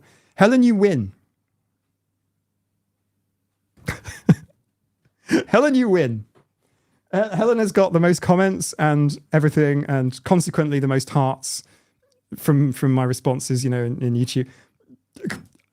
I don't know how you do it, by the way. I don't know if you are competitively gaming YouTube. But I will say this. If you wanted to sort of connect with any YouTube creator, whatever it is that you do, I don't know, do you have like, because I've got YouTube notifications on and stuff, like I'm not always there straight away. Like, say for example, if I'm watching like Quinn's videos, I'm not like the first person on the comments. Like I sit there, when a video of mine goes live, I refresh the page and it will say, like, I get like, I don't know, it's like 1,000 comments a week or something like that, right? And I'll refresh the page and it'll be one comment on a video, Helen. And it's like, she has done it again. Helen is not competitive. Like, I just feel like, do you remember when Oasis were selling concert tickets and only a few people got them because they sold out straight away? I feel like Helen and family would have had a bunch of tickets because they were the first people to get them. For small creators, there's not much info at all, which sucks, but they need to be able to get some statistics. Yeah, Isabel, it's true. Like, it's hard for me to manage. The other thing that really annoys me, it bugs the hell out of me, is like if I reply to someone and we're having a conversation in the YouTube comments, like, and then all I've got is the option to go show posts with new replies. But that's not new replies that to me, it's like just new replies. Consequently, that's just a huge view as well, and it's just unmanageable. It does actually help me, by the way, YouTube comments. I just want to point that out. Like, I don't want to put anyone feel pressured, but YouTube's algorithm does rely on watch time, click-through rate, watch time, likes, comments, subscribes, that sort of stuff. These are signals to the big computer in the sky. I think it sucks. Do you know why? Because sometimes I want to do a 5-minute video. Sometimes I don't have 20 minutes to say about something. I want to make a 5-minute video, and I have done. I've got quite a few 5-minute videos. My burnout story is 5 minutes. And YouTube doesn't show it to that many people because it's not advertiser right. You know, it's the content and the length is not right. What YouTube wants is longer content about some one topic, and you know what I mean? Ideally commercial.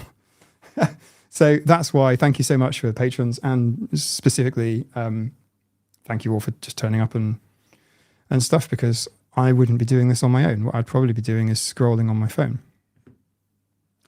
to be frank.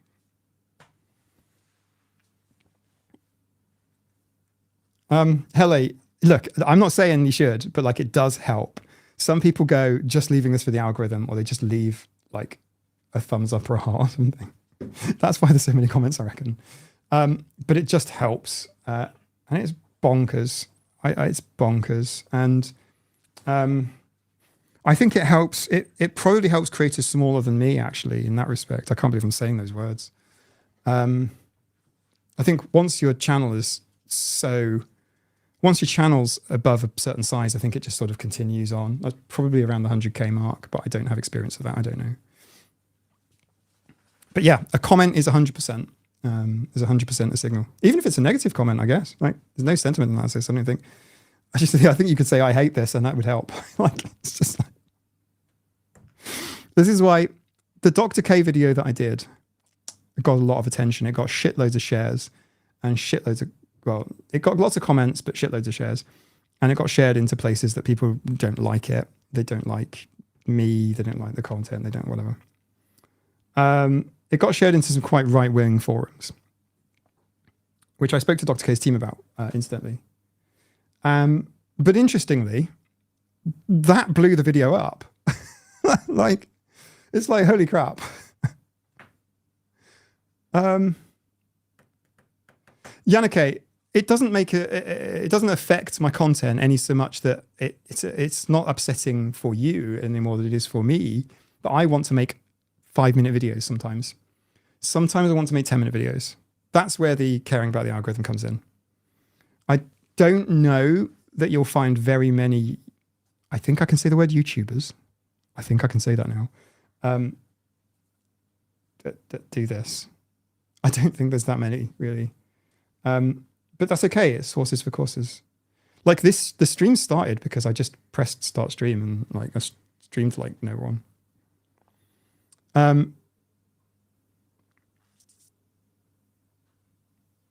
Never feel guilty. No, honestly, there's no listen, guys. There's no obligation on anyone. If I could suggest an obligation to you, it is Pierre Novellie.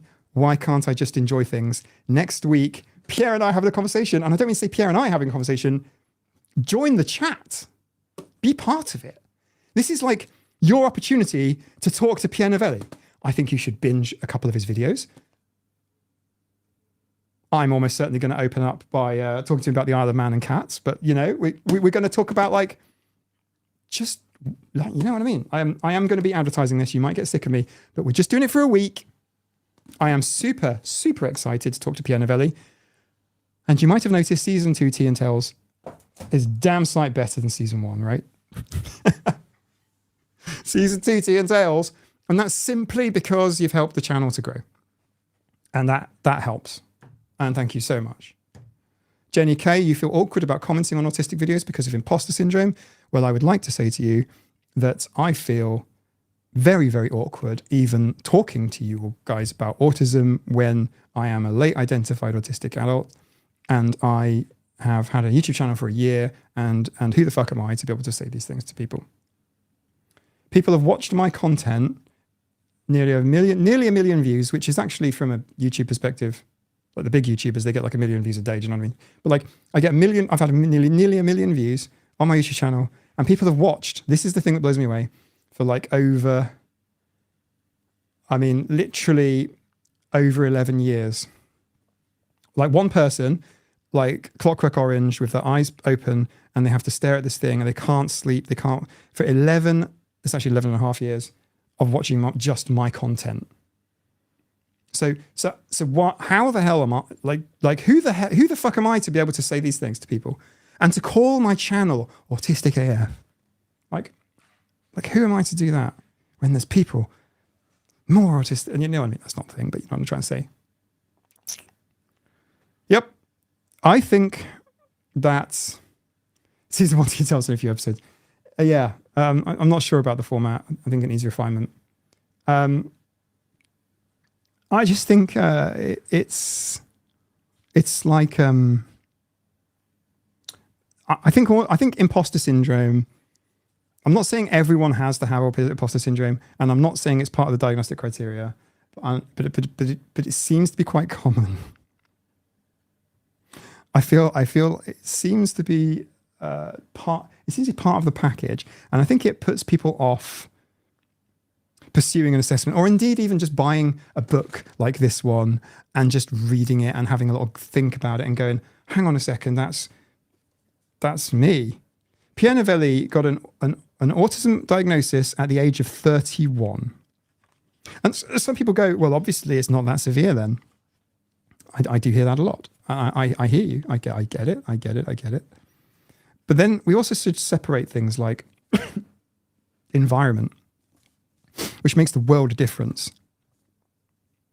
Pierre Novellie went to I don't know what his school experience is going to be like. I don't know. We have a posh school on the Isle of Man, and Pierre Novellie went to that. That's okay for me to say. He said it. He went to a posh school, and like it's like Hogwarts. You know what I mean? And I'm not saying like it's bad for us. So I'm not making any value judgments. I'm just saying.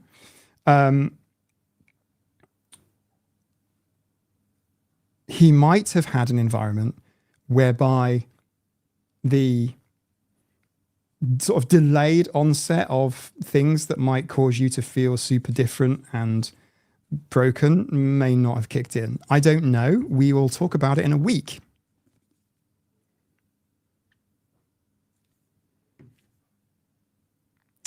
All of these things. We'll ask him. We'll talk to him. Be great. Be amazing. Helen, I used to have imposter syndrome with sunflower line. I went for right wearing it out in an airport, for example. I found the girls being assessed.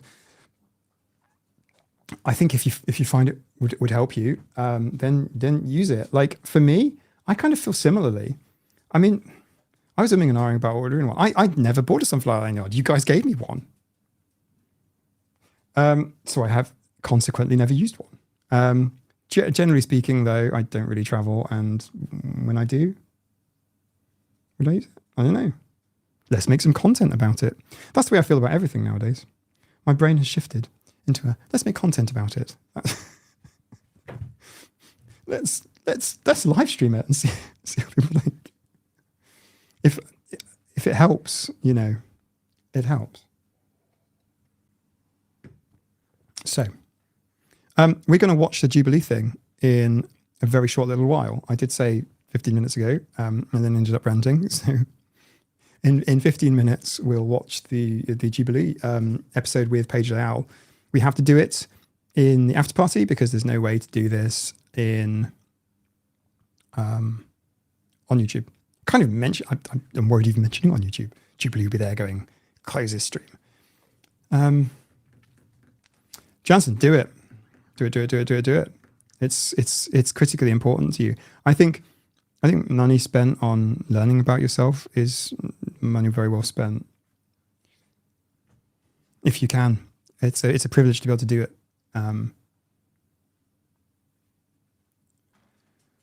Yannicke's found the sunflower thing useful. Sunflower anode. Yeah, that's really good. I'm really glad to hear that. It seems, I don't know, was a sunflower scheme started in the UK? I don't know. It just seems like it almost feels like a UK thing.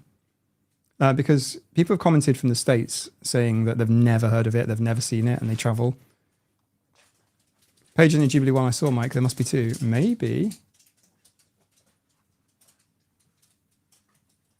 I'm on a stream, T-Fairy. What are you saying to me? Is there? Yeah, watch out. Don't give it to me. Take it outside.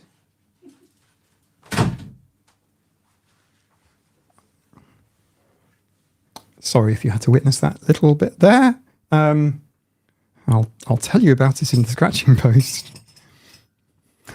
Sorry if you heard that. The full story will be in this. Yeah, scratching post. There to be a late. Talk to be autistic and talking earlier can also be a trait. Toffel, this is true. Yeah, 100%. In fact, not talking until you're say, I forgot what my psychologist said. She said that wasn't late. I said to her, like, I started talking late, and she was like, that's not particularly late. And it's like, well, yeah, Lolly, it's in one of these. So we got, these are great. These are just cardboard, these are scratching posts, but they're out scratching sort of, things. A little bit of catnip up here. These are very, very cheap. This is about, $3 or $4. Pets at home, anyone. Not sponsored, hashtag. I've got a white cat. I've got Polly. Polly never sits with me. Paul. Love you. Good girl. She's got a lovely pink nose. Oh, Paul. Polly. Oh. Right. We've got big one. You can get these in different sizes. This is a little one. We've got a really big one, a really deep one. It's about that deep. It's all just made of cardboard. It's literally just made of recycled cardboard, covered in plastic for some reason. I think they should be able to sell these without the plastic, but it is just recycled cardboard. It is recycled, right?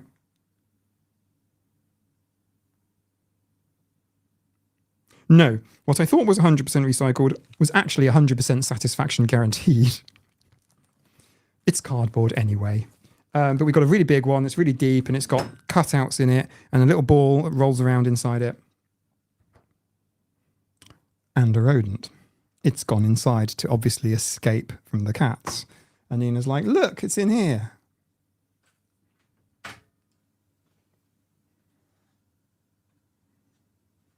think someone needs an assessment. I don't know for what. Let me know in the chat. What should the tea fairy be assessed for? It's very expensive. Yeah, it's only like a few. It's only like a few dollars. Like this was. I think this cost me £3. Was in like an offer basket, but they're often there. Like they're just like it's like I think it's £3. So what's that? $4. Sorry everyone for my sniffles.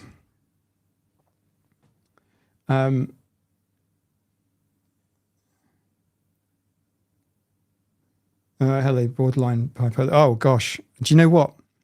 My psychologist said two routes in, because I was super curious. I was asking all the questions, and I'm like, so who comes to you? What's the typical presentation? What's your average sort of person? What are they like? Shut up, Mike. No, and it was women with borderline personality disorder, BPD diagnoses, or potentially bipolar. That is literally just like a flag. I believe my psychologist said a red flag. The other one was parents whose children get diagnosed and they go, oh, so we're not just a weird family then.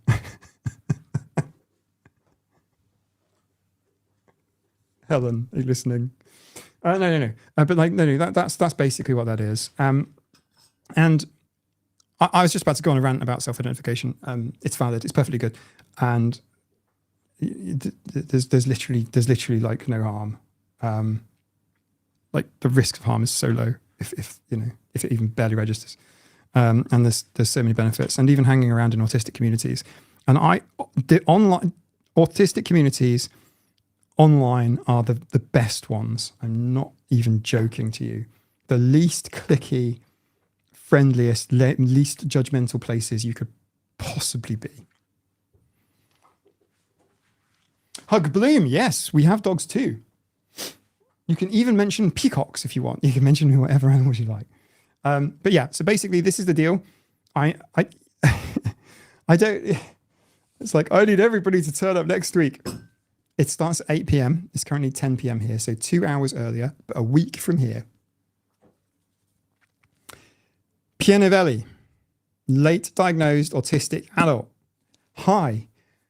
Hey friends. He's Pierre, late identified autistic adult. He's going to be on the stream in a week for Tea and Tales. You've got to watch it. All the cool kids are going to be here, and you have to be there live to win this. If you want to buy a copy and you happen to use Amazon, Amazon's your thing. You won't find this in any secondhand or bargain bin because it's brand new. This is a pre-order. It's literally brand new. Hydra will sign it. Maybe Emma will sign it. Maybe there'll be drops of my blood on it from Emma not wanting me to sign it with her paws. This will get posted anywhere in the world. Someone will win it next week. I'm super looking forward to chatting to Pierre Novellie, and I'm currently binging his content. I'm watching all of his shows. I was like, no, he's from the Isle of Man. Pierre, Pierre Novellie. So Pierre Novellie, he's got a French name. He was born in South Africa, raised on the Isle of Man. He made a joke saying that I can't say it. He made a joke like, I'm sorry, I'm terrible at this. You have to watch his content. If you want to buy the book and you also want to support the channel at the same time at no cost to you, and I can't tell. I don't get like, there's no like, hey Mike, somebody's bought. Actually, there is. Amazon does a report and shows how many clicks and how many orders.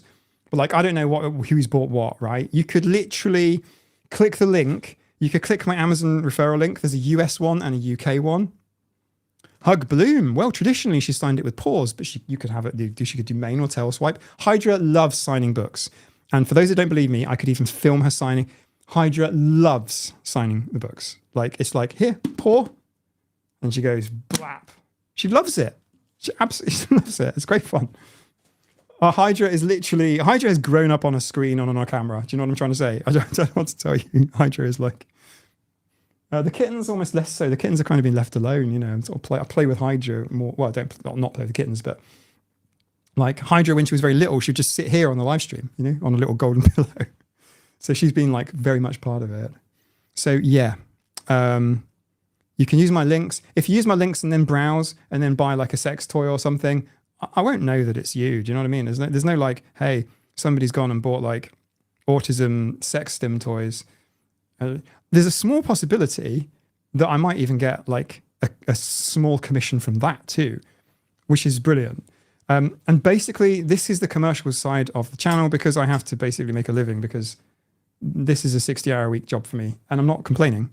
I am not complaining. It is way less than the minimum wage. Like, but it is very good. It's very rewarding. And I spend all of the money on the channel, as you guys very well know. So yeah, so that's that. But yeah, it's Amazon. I've got a UK and a US link. If I should have any others, let me know. But yeah, get the book. I encourage people to borrow the books. This is what I don't like about like Kindle ebooks. They are cheaper, but you can't give them away. You can't. There are electronic libraries, I think, but like you can't. Like I can't get my Kindle book and go, I've read this now. Someone have it on the thing. Thank you, Red Jen. Jansen, getting a little something back from selling sex toys. Well, Jansen, I mean, every cool autistic YouTuber is selling sex toys now, and I feel like I'm missing out. Like, I reckon I could be better than Paige and Meg and do a better advert. You know what I'm saying? I'd be like this. I'd be like, hang on. Unfortunately, I've got to do something. I'm going to write. Hang on.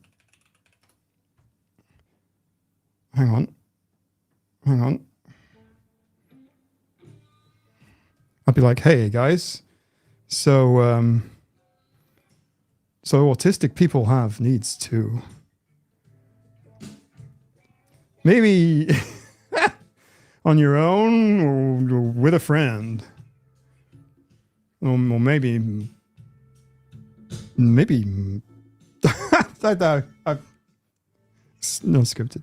I'd be like, you may have seen these on other YouTube channels, but you've never seen you've never seen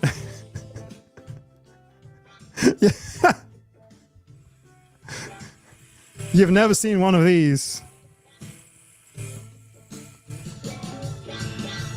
Just for men. I don't know, like I reckon I could do a better ad read. I don't know, maybe like Bellissimo, if you're watching this, I know you like neurodivergent content creators and like, you know, Like just put your email address in. Everyone wins something. Some people will win a toy. You know, some people will win like what do some people win? Like some people get like £5 off or something.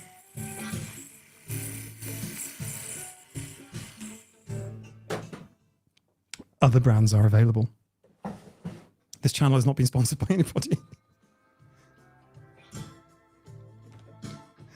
This channel has not been sponsored by anybody. It's like we're past the watershed now. It's 10:25 here. We should be heading into the after party. We're late. To be fair, Toffle, that deodorant is very good.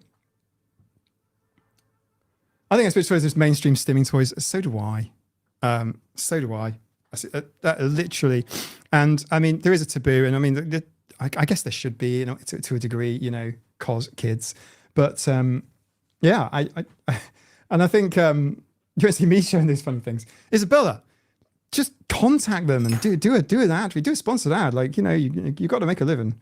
But what I guess my point is, I reckon I could do a better ad. I'm just saying. Contact me.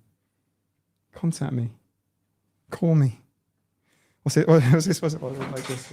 Go like this. Go. Call me. It's a shaver. For those who don't know, I do have some members of the blind community watching.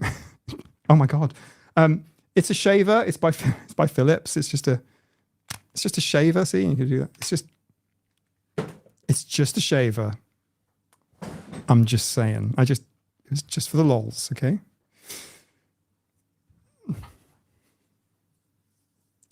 So I'm just Mike randomly shaving the live stream. So I mean, it's not. I mean, if you know, you know. If you know, you know. Electric air cleaner. Hell, I think so too. Do you know what? Do you know what it is? Some of you don't know this, but some of the earlier Autistic cats will. And that is that whenever I do a live stream, I tend to lose subscribers. Now, over time, people do subscribe, but I do a live stream and some people go, no, what's this? I'm out. And they unsub. And it's quite funny. I think my first 50 live streams, they lost me subs, every single one of them. They're all like negative. You know, like you can check the analytics afterwards. And it's like -1, -2, -3, -1, -1. It's just people leaving. But it's not about that. It's not about that. It's just like fun. And there is an element of like community service, like public service, but like I'm also doing it because it's just fun, right? Like I do the fun stuff. And maybe they come back, maybe. But I get it. Like if you did hit the bell, if you did stim the bell and you did get a notification and it's me pretending to do a sex toy ad read, then I guess that isn't going to work for some people. So out they go. And thanks for it, Jen. All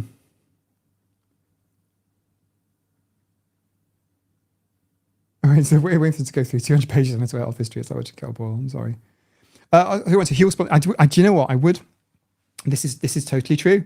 I think I'd be a really good. I think I could do a really good sponsored ad for Huel. The problem for me is if I find something helpful, I've told people about it, a word of mouth, for free. And I do. By the way, I do get sponsored. I do get sponsored ads. No way based on Sue. You're trying to make me do it, Jensen. If anything, that's an after party thing. Ray Pearson, funny. I subscribed during this stream. Hey, welcome, because I'm watching quite a few of your vids and you're quite enjoying them, but I hadn't subscribed yet. Hey, that's actually really lovely. You have bucked the trend, my friend. You are actually going the opposite way, because that ain't normal. Like standard is love the videos and then hate the stream. And it's like, okay. In fact, I'll tell you something else you might find interesting. So the average viewing age of my audience on YouTube is actually slightly younger than Meg's, it seems. However, on the live streams, you guys tend to be a lot older. And I don't understand why. I think of live streams as an ADHD type thing, and I also think that kind of like appeals maybe more to younger people, but it doesn't. What OnlyFans tier is that on, Mike? Jansen? Oh, you're ahead of me. I think that, yeah, there is a service. But anyway, so what I'm trying to say, announcement-wise, this stream is sponsored by myself. Please come back. Is the average age over 40? No, Toffel. The average autistic cat is female, from the United States, and 30 years old. I don't actually know about 30. It could be like plus or minus a few years. Do you know what I'm saying? They give you age bands. But that's where it sits. Stephanie, I'm going to join live streams now. I'm part of the unemployed army. You are the techie one, right? You are a fellow tech. It's not SAP, was it? This wasn't SAP, was it? SAP your thing? Anyone got a job for Stephanie? I might be completely wrong here, by the way. So female, US, about 30.